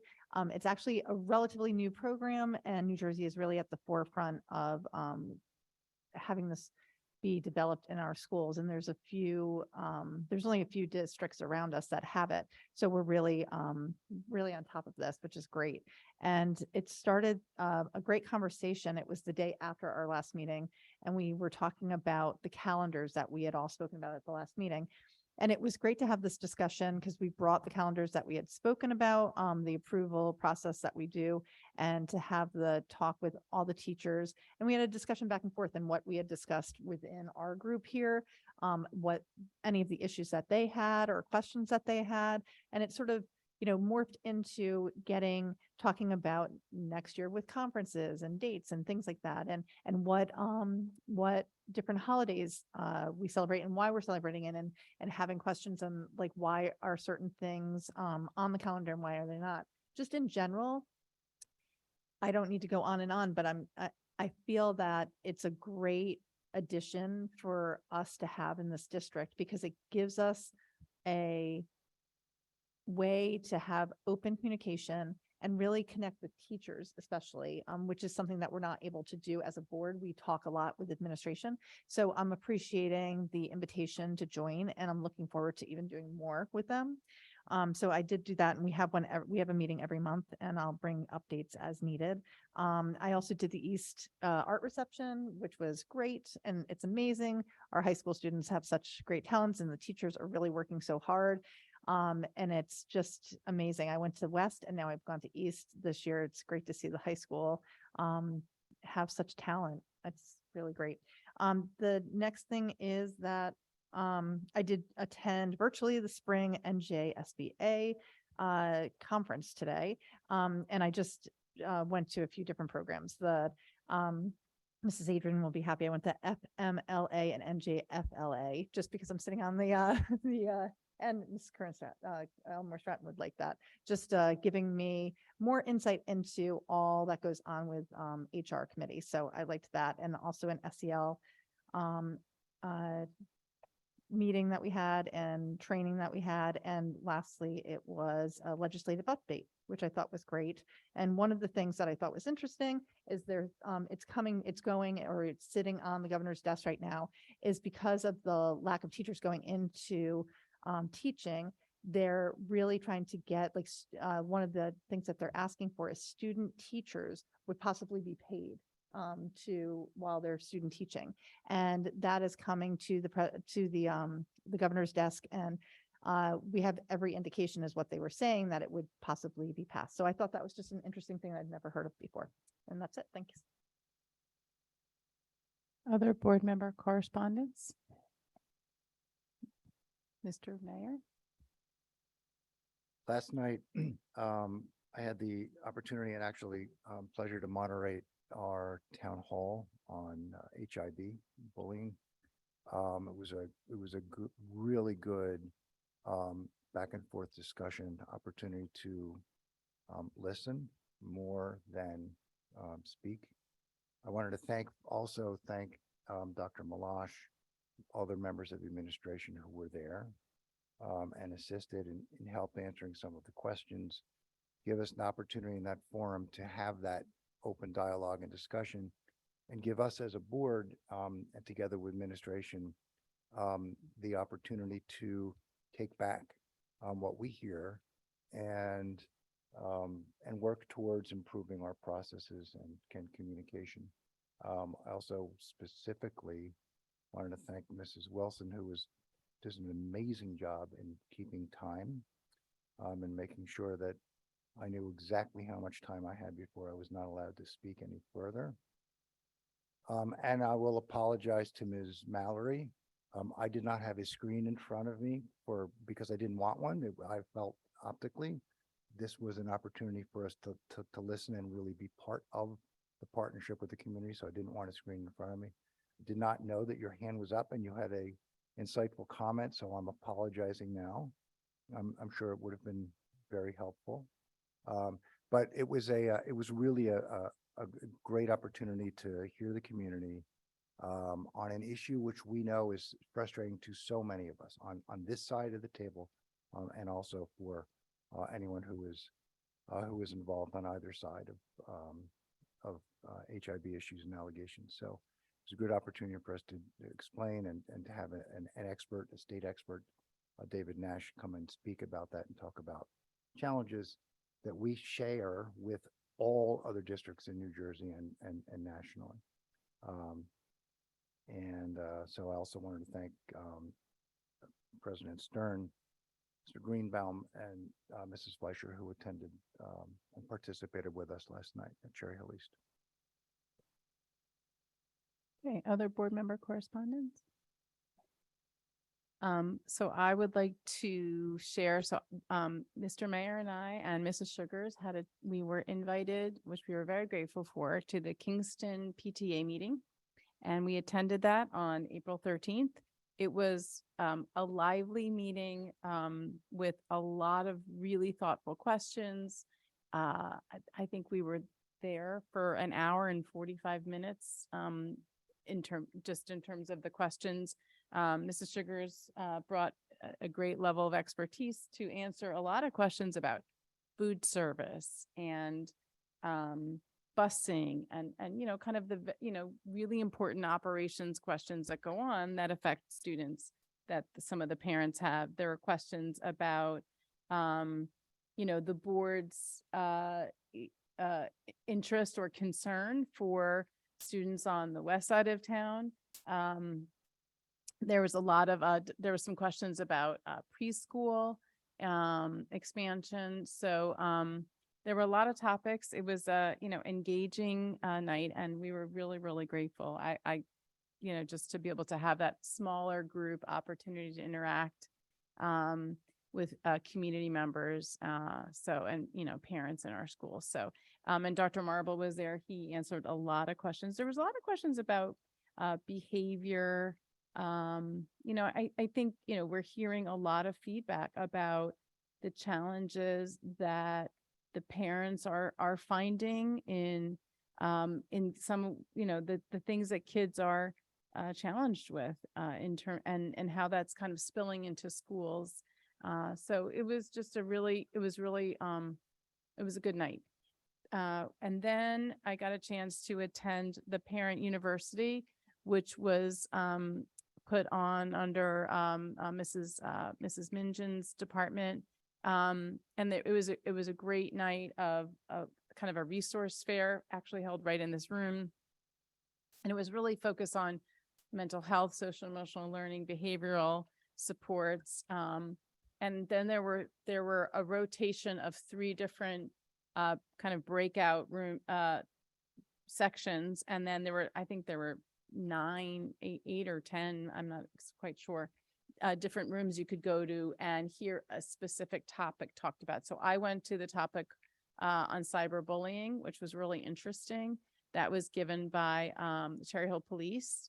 And then I went to the other one I was able to attend was on it was addressing your child's behavioral challenges, how to adjust them. And there were 2 psychologists who had just really helpful, kind of how to, what are kids kind of, what's to look out for if your kid's having a behavioral struggle.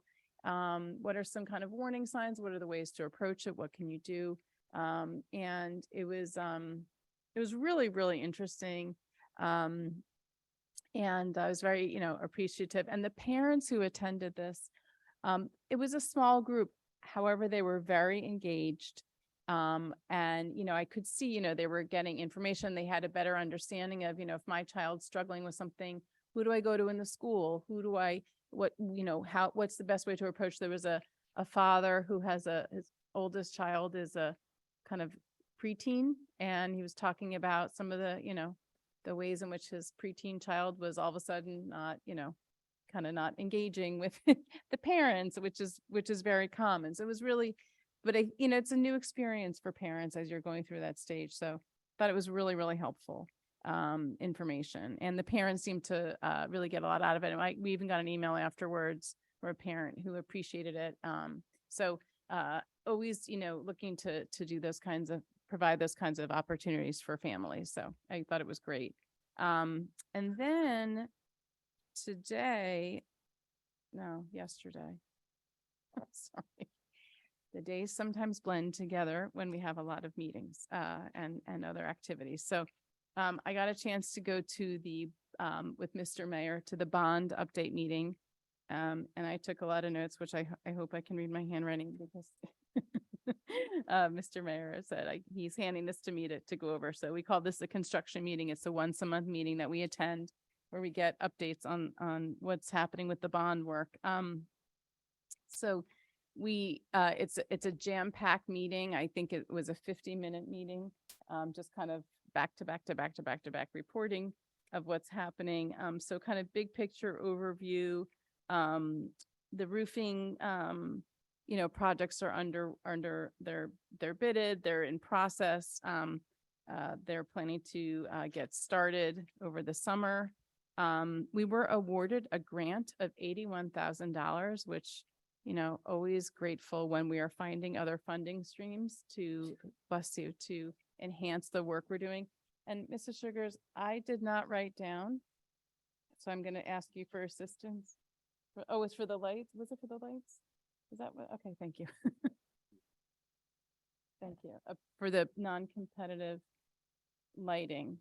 I don't know what that means, but it means something important. Oh, thank you. Okay, thank you, Dr. Malash. So, so since you're not on the microphone, you can go ahead and say, yeah. So Ms. Stern, so it's lighting, access lighting to go up to the field and up to the stadium. It's non-competitive lighting. It's not the large lights that'll be on the field that allow children and community members to use the field in the evening. It's in addition to the work that'll be done during the referendum. Thank you for that lifeline rescue that you just threw me. And also, I think it's also going to assist with other communications. Wi-Fi, is that part of, that's not part of it. It is not. Just the light, okay. But there was discussion about other enhancements to the overall for the fields at East. There was also discussion about, and the board had got this in our packet, and we're going to have this in our agenda tonight in terms of voting.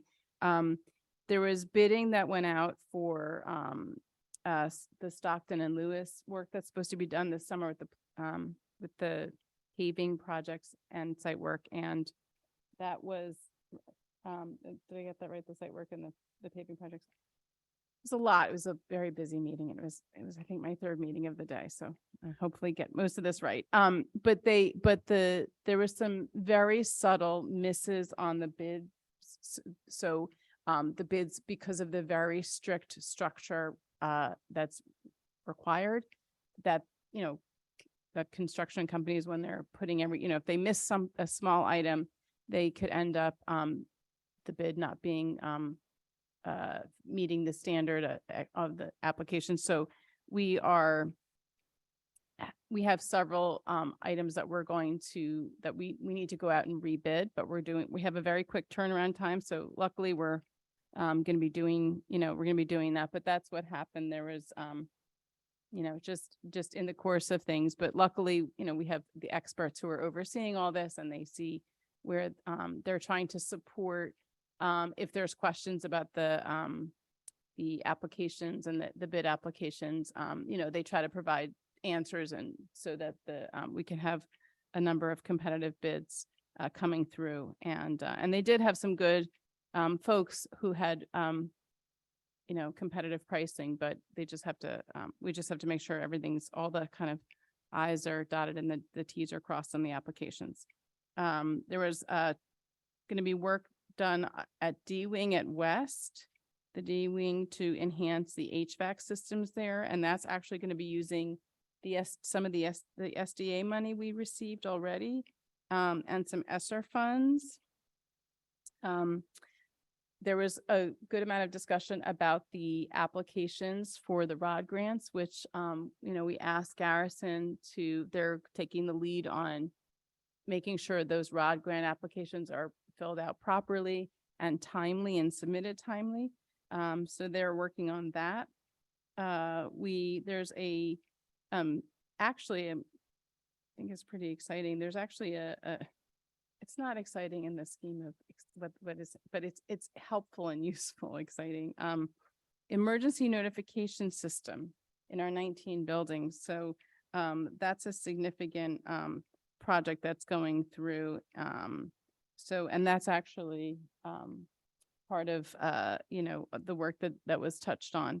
Talked about the preschool expansion ROD grants. There is, let's see, talked about the temporary classroom units for the Carusi work that's going to be done. Still have not landed on which company that they're going to go with, but there have been vetting out the options. Let's see, there's going to be critical HVAC work using ESSER funds, boiler room improvements. Yeah, I mean, it's a lot. There's a lot of work. Flooring at Rosa, that is also that's part of the initial tranche of work. And let's see. I think that's pretty much it. Sorry, I was a little bit dry on that, but got through. Okay. Other board member correspondence. Okay. All right, and now we will move on to our student representative reports. And tonight we will start with our East representative, Aiden. Yes, hello. Here with the update from High School East. So I will start with sports. Most of the sports news was addressed earlier in the meeting with all the recognitions, but this morning, the Olympic Conference Scholar Athletes of the Year breakfast was held, and 2 students from each high school were honored, so we wanted to recognize that. And I believe this Thursday, the baseball field at East, which was renovated, will now be rededicated to honor longtime coach Dave Martin. So those are the sports updates. Moving on to activities at East. I think perhaps most importantly to recognize last week, there were some very powerful speeches at East from Caleb Campbell, who is a former NFL player, served in the U.S. military, and now is a mental health advocate. This was sponsored by, I believe, the East PTA. And it was truly an amazing talk, given multiple times throughout the day for students, and some staff got to listen to Mr. Campbell speak. And he really was a very engaging speaker and delivered an important message about mental health. And I think it was great that that message about mental health came from a perspective that might not be conventional. You know, a football player or someone who's in the military, sometimes people in those roles where, you know, this Mr. Campbell spoke about this, you know, he's supposed to be the big tough guy. But that doesn't have to be something that's mutually exclusive with being the mental health guy. So it was really a great program, and thank you again to the East PTA for putting that on.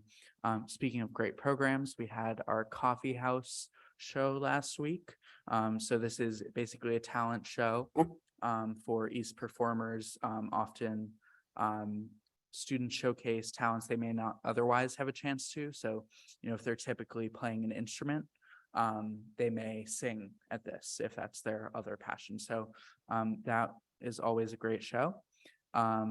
We also had another great show in Mr. East, which took place last Thursday. That's always a fun tradition. So we had several talent show type acts there. And it's always very exciting. Lots of the student body comes out to watch the performances. And I believe Mr. Chris was crowned Mr. East. Also, I wanted to recognize, of course, Teacher Appreciation Week. We appreciate all of our teachers at East. And I believe there are cards going out and other things going on to recognize them this week. Speaking of recognitions, we have the People's Choice Awards taking place tonight. So that's going on right now to honor sort of the unsung heroes at East, students who deserve recognition and are getting it tonight at the People's Choice Awards. Speaking of awards, we have DECA Nationals occurring right now. So you heard that mentioned earlier with some of the athletes not present because they're present there.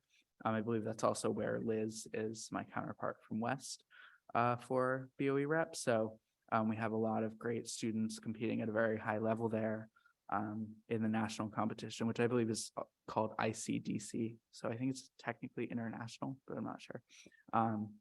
So that's very exciting. Slightly less exciting. AP testing starts next week. But exciting for students who will be getting college credit. So schedules will be a little bit altered. The school schedule is still the same, but students will be coming in and out for AP tests next week. And then moving past that, on May 13th, a little less than 3 weeks from now, we wanted to highlight again the Model UN conference that East is hosting. This is a major event. I believe we have nearly 10 schools from all across New Jersey now attending. This is the first time in over 10 years that East has hosted its own Model UN conference. And this will be a great opportunity for students to discuss world issues and become educated about global international affairs. We also have a very exciting keynote speaker. I'm not sure if I'm allowed to say it, so you'll have to wait and find out. But an important leader from the state of New Jersey will be with us to speak at that event on May 13th. I went a little out of order. On May 2nd, there is a mandatory meeting for all seniors and their parents and guardians. So any senior who plans to attend graduation and/or senior prom must attend this online meeting with at least one parent or guardian. And finally, I wanted to mention for activities that signups are now open online for summer SAT and college essay workshops. So we are already preparing for summer. So that's a bit crazy, but if you would like to participate in one of those workshops for SATs and college essays, you can sign up online now. And finally, moving on to topics around student voice, there are a few things I wanted to reflect from what I've been hearing from students. First, on the topic of the calendar, have good news and bad news from a student voice perspective. Good news is students have very much appreciated the additional recognition of holidays this year and in the past few years. I know several students who appreciated the day off to recognize Eid on April 21st, just a few days ago. So that was certainly an important way to include students who celebrate many different holidays, and I think that had a very positive reception. In a little bit more of a critical student voice point, there has been some consternation about next year's school calendar. I think that the lack of a full week for spring break is a rare point of unity, where I don't think I've heard anyone at East really having a positive viewpoint of that. We usually have at least someone who, will be the outlier, but certainly, again, the holiday recognition is much appreciated by students. Students respect that and want to see that continue. However, I think students feel that that does not need to be exclusive with having a full week for spring break. Even though some of the holidays are further apart, students still feel that there could be a bridge between some of those long weekends. I believe teachers seem to feel the same way. I don't want to speak for all teachers, but I've heard from some teachers who feel that way. And I know from a student perspective and board rep perspective, I know we've heard a lot about kind of trying to take care of teachers, appeal to teachers, do the right thing for teachers, and hire more teachers who want to come, want to be in the district. And I believe as a student who wants to have the best teachers, that giving our teachers a full week of the spring break would be yet another way to, be competitive with that and offer a good environment for teachers, and same for students. Students are going to struggle if we're expecting them to have winter break and then no true week off until the summer. I already know students who, many of them have plans that they're going to take the week off anyways. So I urge the board, based on what I have heard, to reconsider the calendar for next year in order to include a full week of spring break.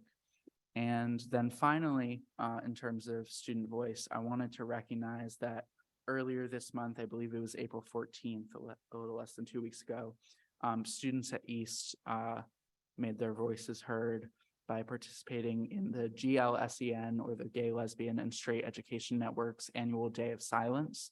This is a day that recognizes the struggles of the LGBTQ+ community by having students recognize both a moment of silence, which the whole school participated in the morning, on the morning announcements, and then also some students who choose to participate stayed silent for the entire school day as sort of an act of protest to reflect the fact that many LGBT plus students in this country have no choice but to stay silent about their identities.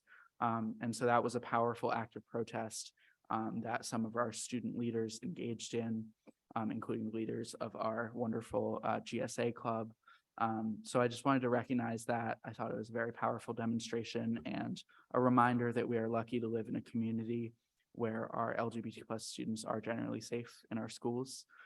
As an LGBT plus student myself, it is much appreciated. There's a lot going on around us that reflects otherwise. And I hope that this board will continue supporting equity such that hopefully someday a day of silence will not be needed.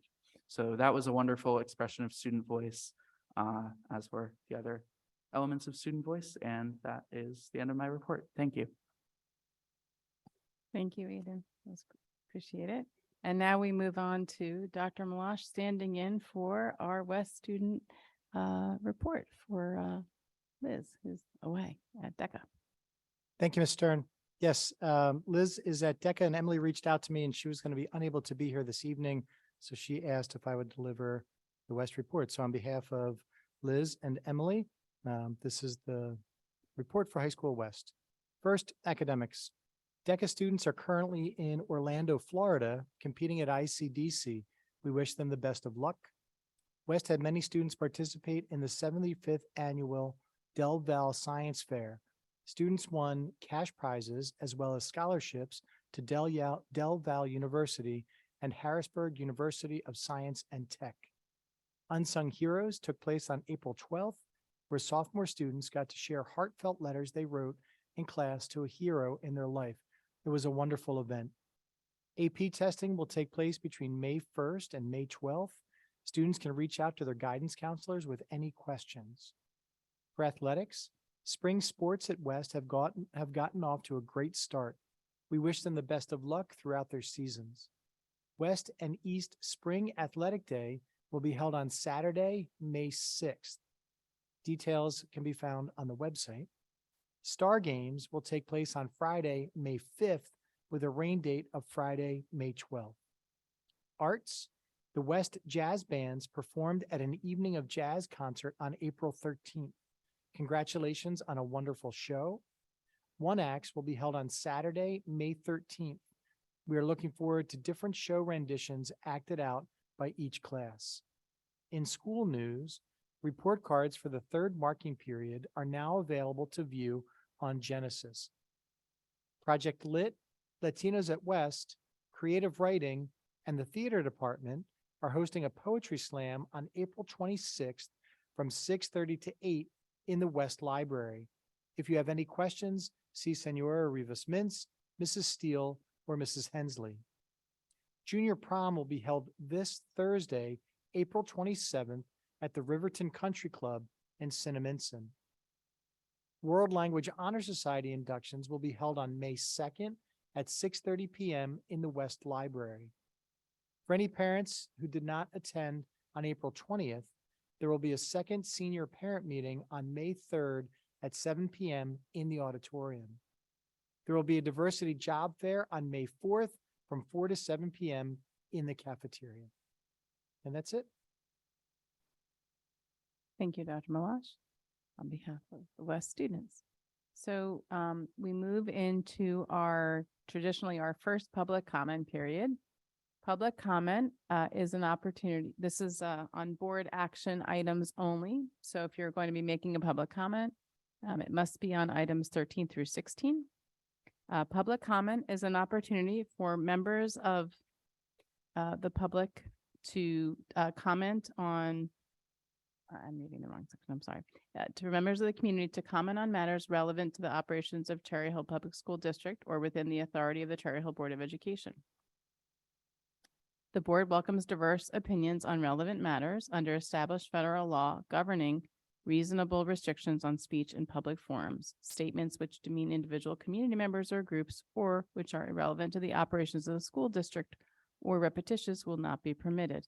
Community members who would like to present information not relevant to the school district are always welcome to communicate directly to the district superintendent board president, and all board members via email or other alternative means. There will be a second public comment period at the end of our meeting for any school-related topic. However, again, we are at the public comment period for board action items only. If you would like to speak now on board action items, please identify the agenda item and clearly state your name and municipality. We will alternate between speakers here in the room and those who are online. Each speaker will be given a maximum of 3 minutes to speak, and the timer on the screen will indicate the amount of time you have left remaining. If you are a student, we will prioritize students' opportunity to speak first. So kindly, if you are a student, kindly put an S next to your name if you are online. I just lost my participants. So we will start in the room and alternate online. If there is anyone who'd like to make a public comment in the room, please approach this podium. Okay. Cherry Hill. Madam President, I need a little help. Is Carol Roshi on the appointment list? I couldn't find her. I heard that she was on this. Yeah, Carol Roscoff. Roscoff. Yes, she is on our agenda. Yes, She is on her our appointment of her is in our agenda. So if you'd like to Okay. speak about that, you Yes, certainly may. thank you. Thank you, madam. I've known her, I've known Carol probably 6, 7 years. She is by far one of the most loving teachers, I think anywhere, maybe definitely in Cherry Hill, it's my opinion, and maybe even in the state. There is no doubt there is love for children. But the problem is that doesn't antiquate to being a good assistant principal. A good assistant principal is someone like a soccer coach, not a coach, I'm sorry, a soccer referee. A good soccer referee controls the game with their yellow cards and red cards. I mean, I love her to death, but I don't feel she's the best pick for an assistant principal for all the problems that we're having at Cherry Hill West. Recently, there was an incident with a knife. Recently, there was an incident with a concussion. Mr. Short, you're Yes. going off the action item topic. So please come back I'm to the trying action to, item I am agenda. trying to. I think you I am expressed that trying you to don't express support, that right, that's she will fine. not be good in these type of situations because she is very loving. She's too loving and she will not pull a yellow card. Okay. And that's the same thing I would say right in front of her face. Okay. So. I lost my train. So if you're not going to pull the yellow card, you're not going to pull the red card, you're not going to have any control of the schools.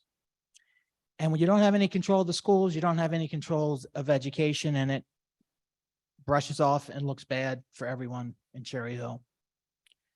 And it all goes back to her trip to Chicago under restorative justice and her beliefs. And I'm sorry, restorative justice doesn't work. It never will work. You can't give different people different. Mr. Short, please, on the topic, please. Okay, there I end. Thank you. Public comment, technically 3. You can have all these dialogues there. Thank you. Okay, next we go to Steve, who is on the line. We'll give it a shot. Please let us say your full name, your municipality, and the action item that you are speaking on. Yes, Steve Tulo from Cherry Hill. And can you hear me? Yes. Okay, great. Yeah, and thank you for your patience earlier as I figured out my technical difficulties. So calling in regards to item 14.5, which I believe is the budget, and just wanted to offer comment on the potential offering of preschool as a part of the budget. So And I'll try to be brief, but I guess the way I would say it is, just, because something sounds good or nice doesn't mean it's that way in practicality. And so, in a similar vein, just because the state is offering partial funding for preschool doesn't mean that we need to take it when, I feel there are many other priorities facing the district and the current student population, that should be addressed first to, further, build the foundation of the schools in the district. So, so rather than put the cart before the horse, I would say, I feel it's more important that, to get the current house in order, so to speak, and, not put the taxpayers in an additional hole, as well as the district, for that matter. And, especially when there's a lot of unknowns about the preschool, like there's questions on how it will be funded, how it will be implemented, how it may be scaled or not, how it will be sustained over time. So, that introduces, certainly there's a lot of questions. So, again, I would just say, the preschool might sound nice, but, shouldn't, I don't feel, come at the expense of the, current needs and priorities. And, it just feels like it's sort of, one of the commenters earlier used the word hastily entering, this initiative. I would echo that sentiment. It just feels like it's kind of entering, if approved, like it feels like we'd be entering blindly and at a lot of risk. For not just now, but then future as well. And then thank you for your time. I appreciate it. Thank you. Okay. There is another hand raised, but we need to have your name listed, please. So if you could kindly rename and let us know who you are by the name that you go by on your driver's license or wherever. And in the meantime, we'll look in the room if there's anybody in the room who'd like to speak.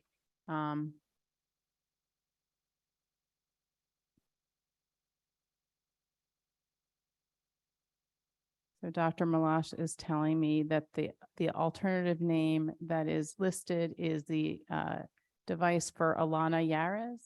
And if that is correct, if you could please go ahead and speak and let us know which item you're speaking about. Alana Yaris, Cherry Hill. I'm speaking about two items. The first is 14.8 for the preschool expansion at Kilmer Elementary School. I'm for preschool expansion, but I have a lot of questions about preschool students being in an elementary school, specifically 3-year-olds being with 10 and 11-year-olds who are in 5th grade. How will the students interact or not interact with each other? Where would these 8 classrooms be added on in addition at Kilmer? I am a Kilmer parent, and although I think it would be fantastic for preschool students to be at Kilmer because my kids would be at Kilmer, I have a lot of questions about how we don't have a principal who stays on a regular basis. We are one of the largest elementary schools in the district. Will there be an assistant principal to help with the increase in students that are potential at Kilmer Elementary School with this? Where will those 8 classrooms be added on? I know around the building there is blacktop and playground. Are we removing space from our students to play at recess so that classrooms can be added? And again, I'm for preschool expansion. I just have a lot of questions. Second is 16.2 for the school calendars, specifically the 2025-2026 school year. Rosh Hashanah is 2 days, September 23rd to 24th, and currently the calendar is set to approve only September 24th off. Yom Kippur is October 2nd, and currently the calendar is set to approve October 1st and October 2nd. On the calendar 2024-2025, it states that Passover is April 13th through April 20th for spring break, and that Passover begins on April 13th. Jewish holidays start the evening before, following the lunar calendar. So Passover actually begins on April 12th and not on April 13th. And 2023, 2024, I see that the school year was extended by a day because aid was given off and that graduation is to be determined. Is there any thought for people who next year have students who are graduating, when graduation will be? Thank you. Thank you. Okay.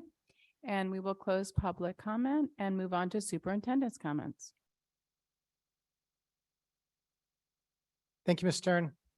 So it's been an evening already, right? It's 5 minutes after 9. So I'm going to keep my comments brief so that we can get through the action agenda.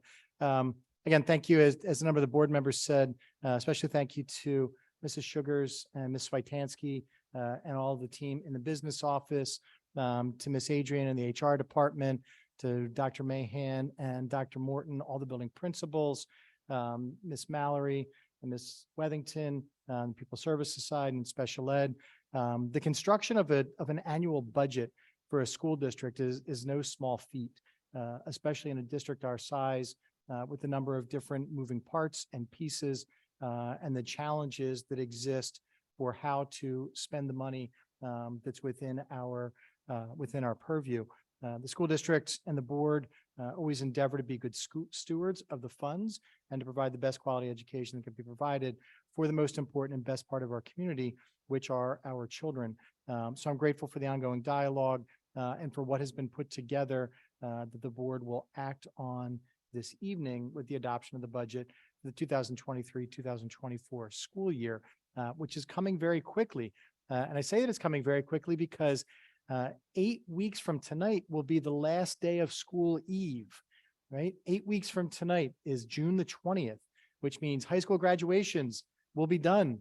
Our high school seniors will be waking up after having slept through the day from project graduation. We will have had our middle school graduations, and we will be at the last day of school eve. That's going to come very rapidly for all of us. You heard Aiden in Aiden's comments and in the comments that I read for the students from High School West. There are a lot of events that are taking place. There are events that are taking place in the elementary schools and middle schools as well between now and that evening. I encourage everyone in the community to pay attention to the website, the social media post that Mrs. Wilson puts out there to let everyone know what's going on and to participate in and partake in all of the different opportunities that exist within the school district between now and the end of the year. There are incredible concerts that are available. There are shows that will be available. There's wonderful athletic events. There are events that are taking place most days between now and June the 21st, which is the last day of school. It is always a sprint to the end. Please make sure that parents, you're talking with your children about finishing strong in their academics, finishing up what needs to be finished up between now and the end of the year, and keeping in touch. Ms. Elmer Stratton, you mentioned that this week, the 24th through the 28th, is before and after school professionals week. Ms. Wilson and I actually were over at Cooper Elementary School this afternoon, and we filmed a quick minute saluting our before and after school professionals. We had a group, Mrs. Wilson, of about 30 students that were with us. There were some enthusiastic young folks over at Cooper this afternoon who were excited to celebrate the people that work in our before and after school program. And if you do have children that are in our SAC program before school and after school, please make sure this week and every week that you thank those staff members who are there in the morning and in the afternoon. Our program runs from 7 a.m. Till about 8:45 and from right after school till about 6 p.m. every evening of the school year. So we're grateful for those folks and for what they do. April is also School Library Month, so we're celebrating our school librarians. And April is also Autism Acceptance Month. We talked the last board meeting. Ms. Mallory distributed to us, some new pins that we have and the infinity symbol of celebrating autism acceptance. As a school district that promotes and talks about inclusivity. It's more than just awareness. It's more than just tolerance, which has been talked about in the past, but it's acceptance. Please make sure you're doing everything you can to make sure you are accepting of all of those who are around you, regardless of ability or different types of ability that they have. Thank you, Dr. Malash. Okay, and now we're going to move on to our action agenda. And we will start with our curriculum and instruction. Mrs. Winters, could you please move the C&I agenda? Sure. The superintendent recommends, and I move the following. 13.1, approval of attendance at conferences and workshops for the 23-24 school year. And 13.2, approval of out-of-district student placement for the 22-23 school year. Is there a second? Ms. Stern, are there any questions? Seeing none, Ms. Sugars, can you please open the voting? Okay, board members, the online voting is open. If there's any abstentions or exceptions, you can let me know.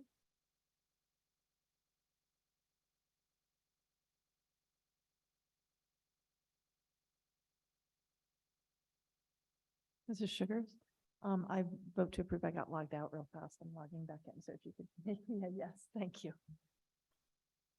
Okay, we have a unanimous yes vote. Okay, and we move on to business and facilities. Mr. Mayor, could you please move the BNF agenda? Certainly. 14 point, the superintendent recommends, and I move the following, item 14.1, approval of minutes from March 14th, 2023. 14.2, approval of minutes from March 22nd, 2003. 14.3, approval of minutes from March 28th, 2023. 14.4, financial reports. 14.5, adoption of the 2023-2024 budget. 14.6, maximum travel expenditure. 14.7, motion to approve use of capital reserve to fund debt service. 14.8, motion to approve use of capital reserve to fund ROD grant projects. 14.9, resolution of the award of bids. 14.10, resolution for the award of transportation. 14.11, New Jersey Department of Education project application and schematic plan submission for the Lewis Administration Building project. 14.12, Department of Education project application and schematic plan submission for district-wide project. 14.13, acceptance of donations. Do I have a second? Ms. Winters, are there any questions? Seeing none, Ms. Sugars, would you kindly open the voting? Okay, board members, voting is open. You may cast your votes. If you have any abstentions or other items, please let me know. I'm going to vote no on 14.5. And am I able to vote no on certain projects under 14.8, or do I have to vote no on the entire thing? That's the RIDE grants. Well, if you're going to vote no on the budget, then these kind of go. Well, so I want to clarify my no vote. So I'm only voting no since there's no clear plan that defines the full financial and logistical path to implementing preschool. There are too many unanswered questions, and I believe our resources should be focused on supporting our current student population at this time. I don't have any problems with, I'm happy to add more teachers. I'm specifically voting no for the preschool reasons. So I would like to vote no on the ROD grant. So if I have to vote no on the whole thing, I'll just vote no on 14.8, even though I do support the other two projects. So maybe it's just to clarify. Yes, thank you, Ms. Gallagher, for asking. It is because it's all in one item. It's either a yes or no for that section.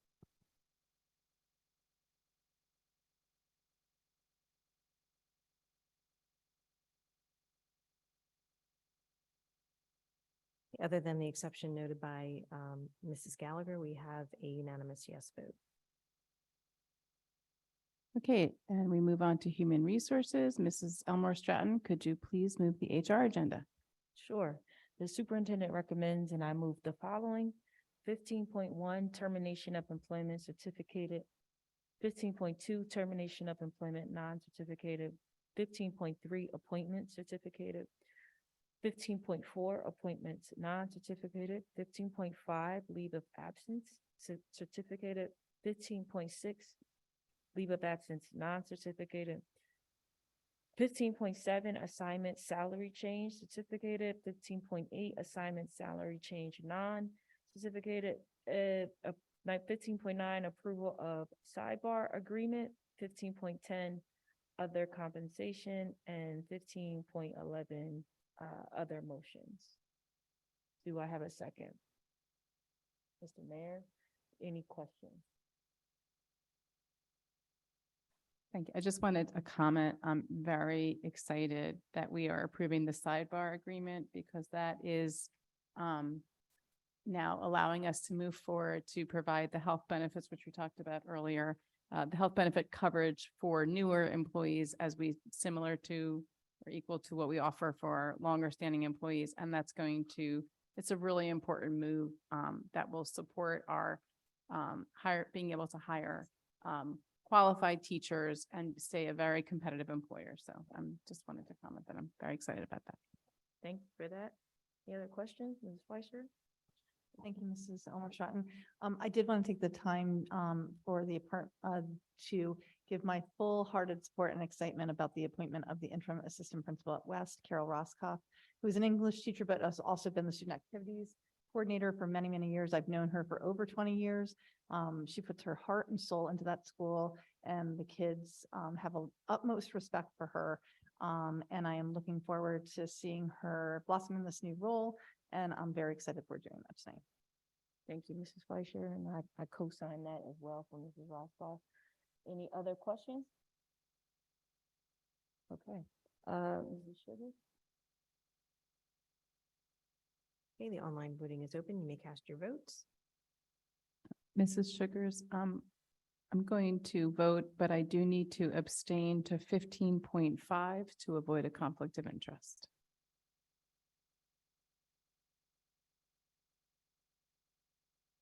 Okay, other than the exception noted, we have a unanimous yes vote. Thank you.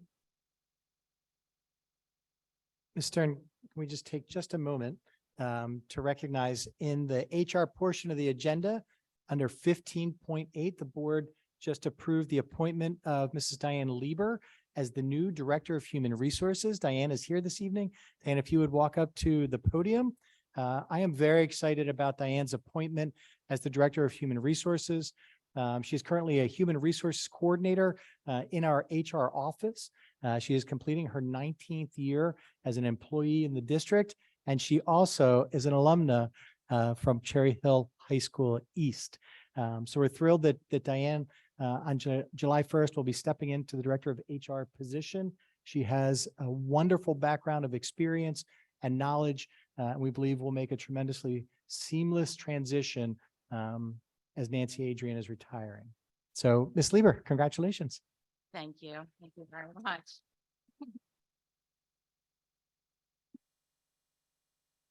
So, hi, everyone. As Dr. Mosh just said, I have been with the district for quite a few years, and I'm very excited for this new role in the Human Resources Department, which I've been very proud to be part of for the past 19 years. And I hope to be as effective and supportive of the staff and the administration as Nancy Adrian has for all the years that I've worked with her. So that's very exciting for our opportunity. So thank you for everyone.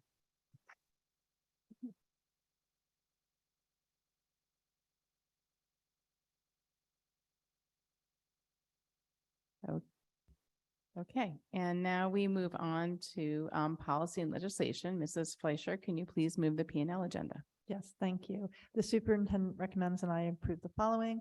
16.1, the approval of harassment, intimidation, bullying, investigation decisions. 16.2, approval of the 2023-24, 2024-25, and 25-26 school calendars. Do I have a second? Mr. Greenbaum? Any questions? Mrs. Winters?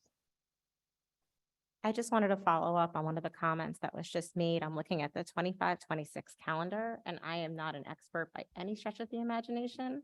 But as long as I have remembered, there have been 2 days off for Rosh Hashanah and 1 for Yom Kippur, and this appears to be the opposite. So Thank I just you. want to make sure that's correct. Well, thank you for bringing that up. Mrs. Weddington, do you want to take that? Thank you. We will make those adjustments to the calendar.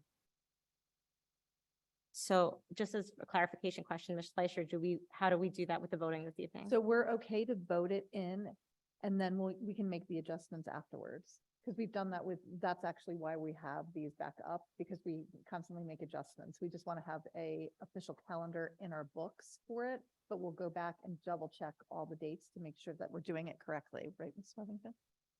Correct, Ms. Gallagher.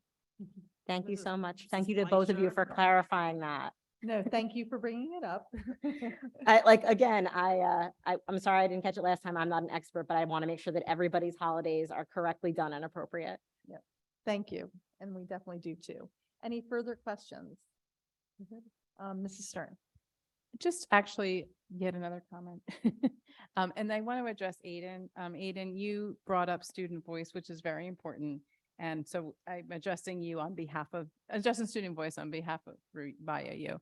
I think we had some really strong discussions about the lack of a full week of spring break, which I also had, expressed concerns about for the teachers, for the students, in no particular order, but for the staff.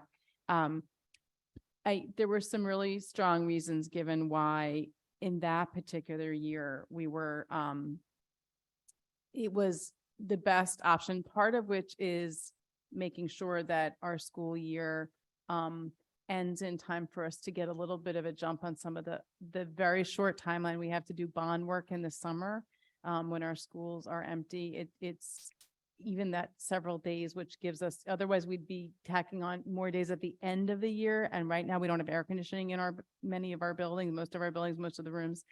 It's kind of it really makes it difficult. And those are, I thought, very sound reasoning, but ultimately I think the bigger piece is, and this is kind of across the board for everything that we do on the board, every decision we make has at least 2 or 3 good decisions options. And ultimately we try to make the best decision that we can overall, but there are inevitably compromises and there are always things that we give up in our decision-making when we vote for something, whether it's yes or no, we give up other things. And I think you hear that, even with the budget is a great example. We are voting on certain things that we want to have. There are other things that we would really like to also add in, but at the moment in time that we're not adding those in. It's kind of the same thing. So I just want to say, when we vote on the calendar, if it passes, as is, it's not because student voice isn't important, because it really is. And we understand people are going to make their own decisions about those weeks, those times.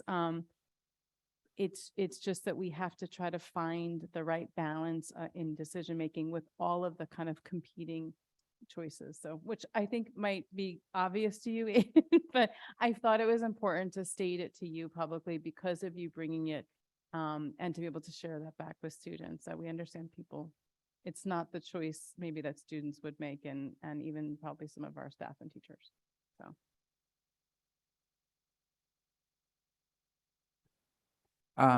So thank you for that insight. I certainly didn't know about the bond ramifications, because I know one solution, and I'm asking just because, I'll go back and try to explain to students why the decision is what it is. So I know one thing students said, well, why don't we just go further into June? So that addresses that. The other thing that has come up is we, I believe still for this calendar, go 183 days. Which is not, or 182 and a half, but legally counts as 183 because half days count as full days for the state. So I believe that's still the case. And I think students would ask, did the board consider going to the legal standard of 180 days in order to fill in the spring break?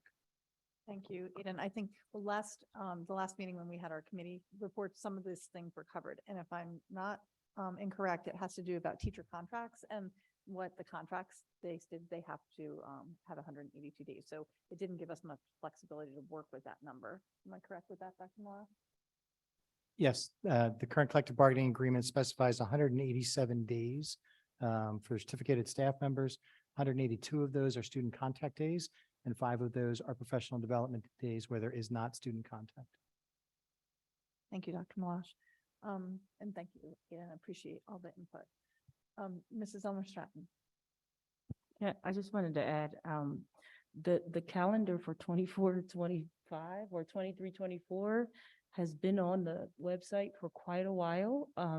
We actually talked about this 2 boards ago in committee, and it was a very long discussion, and we did consult some other districts to see what they were doing. It's just a one-off, and this was the best way that we could accommodate everybody's religious beliefs. But I just wanted to remind maybe, this board and maybe whoever's watching that the same way we're doing 3 years right now, and we're actually only doing it because there was a change made. It's done a long time ago. So these conversations happened in committee for this probably 2 or 3 years ago. So just saying that to everyone, because we have a fairly new board here. Thank you, Mrs. Elmer Stratton. Any further questions or comments? All right, seeing none, then Mrs. Sugars, can you please open for voting?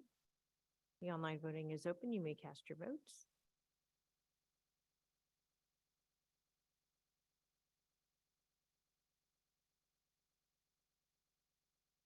And we have a unanimous yes vote. Okay, thank you. And we have no items to vote on for strategic planning, so we now move to new business. Is there any new business to discuss? Okay, is there any old business to discuss? Mrs. Elmore Stratton. So I just had we have a running theme for tonight about us not having proper planning or whatnot for various things. And so I just wanted to bring up again how important it is for us to have some sort of living document with these larger items, because they carry on from board to board to board. So if we can, I know strategic planning said they might look at it. If we can just make sure to keep that on the radar, because I think it would have been helpful for Aiden's comment, for Mrs. Gallagher, for, people to understand that we're just not, willy-nilly doing things. We've had several discussions about stuff, and so that everybody can be caught up, so.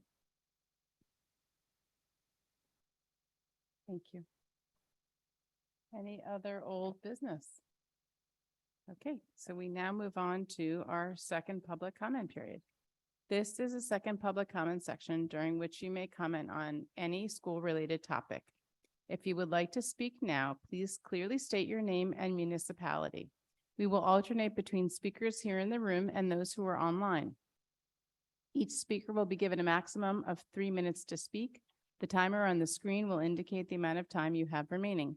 Public comment is an opportunity for members of the community to comment on matters relevant to the operations of Cherry Hill Public School District or within the authority of the Cherry Hill Board of Education.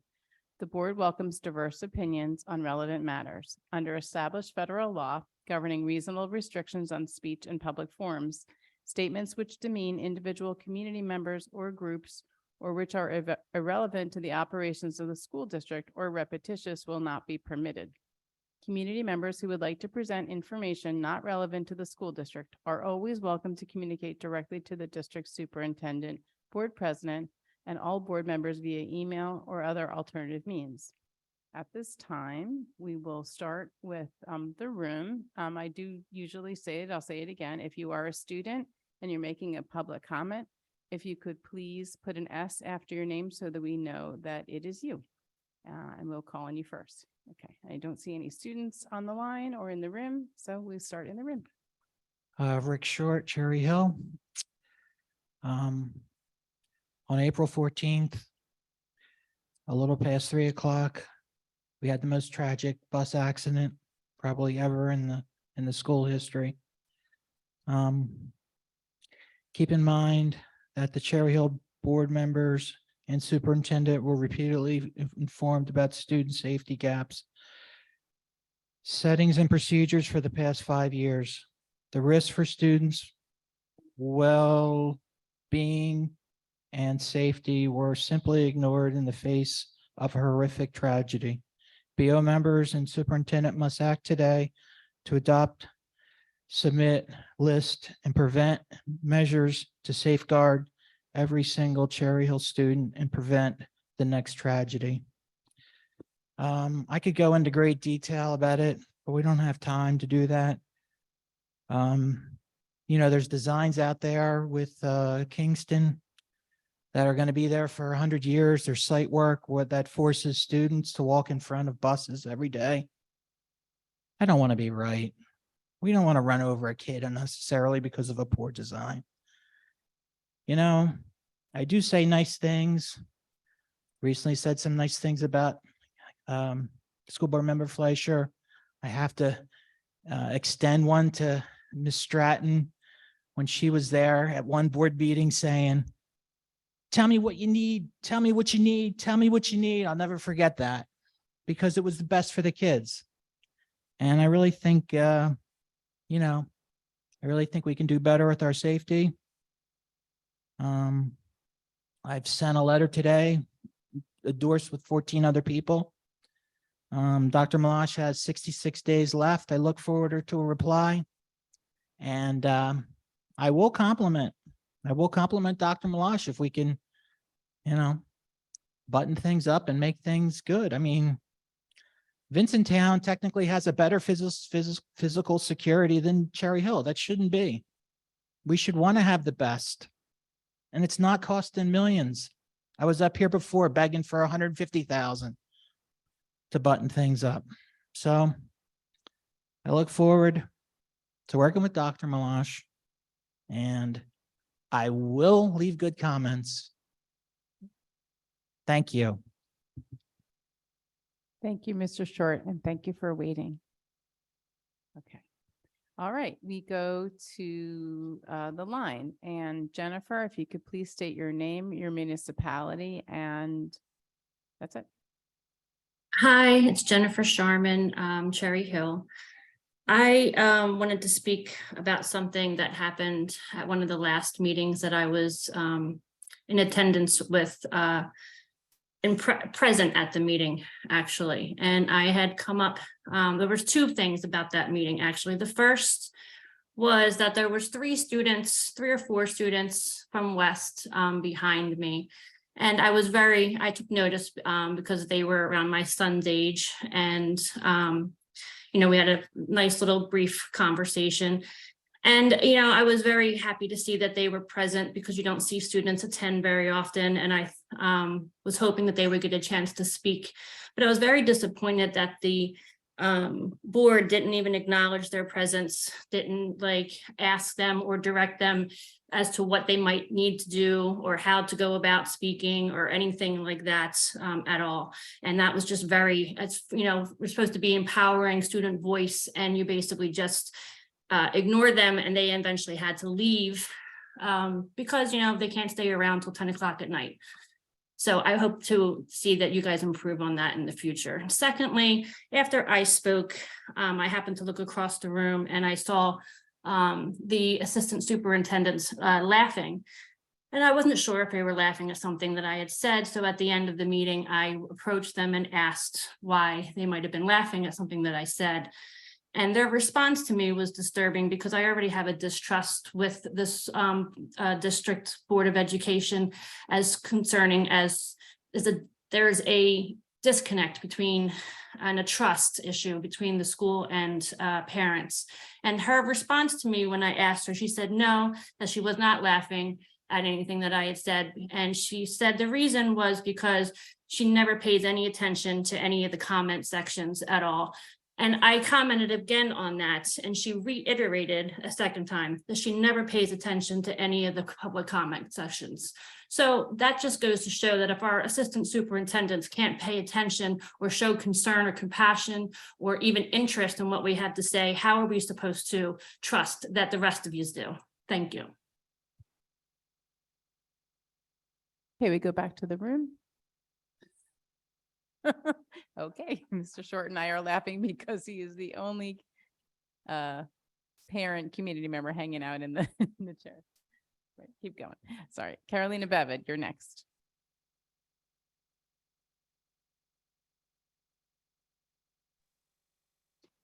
Hi, Carolina Bevid, Cherry Hill. I'd just like to say that it's a bit demoralizing to hear board members announce how they'll be voting directly before the public hearing. So maybe consider having the public hearing before the evening of the vote, so at least there's an illusion that the public's opinion is being considered. Another suggestion would be to hold budget hearings for a few weeks leading up to the vote. I know anyone can comment about anything in the second public comment, but as we all know, those of us who attend these meetings regularly, the second public comment could be quite late in the night. So holding a public budget or any special comment section earlier in the night would give more people the opportunity to participate. I'd also like to thank Ms. Gallagher for being a responsible steward of taxpayer dollars. Thank you. Okay, and we go to, the phone number is 788, I believe it's Dr. Podowitz.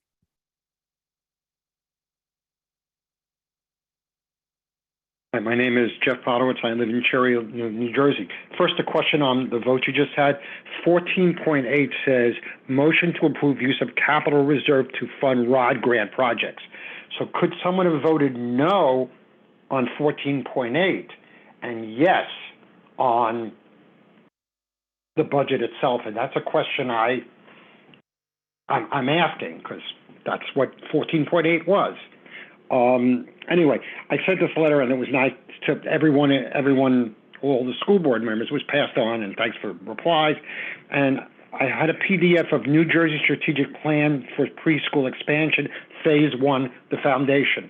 That's from the state. New Jersey Strategic Plan for Preschool Expansion, Phase 1, the foundation. It was written October 2022. And the end game of all this, really, if you read that on page 23, is to actually have free infant and toddler care paid for by our tax dollars. So that's what they want at the end. That's what Governor Murphy has decided he wanted.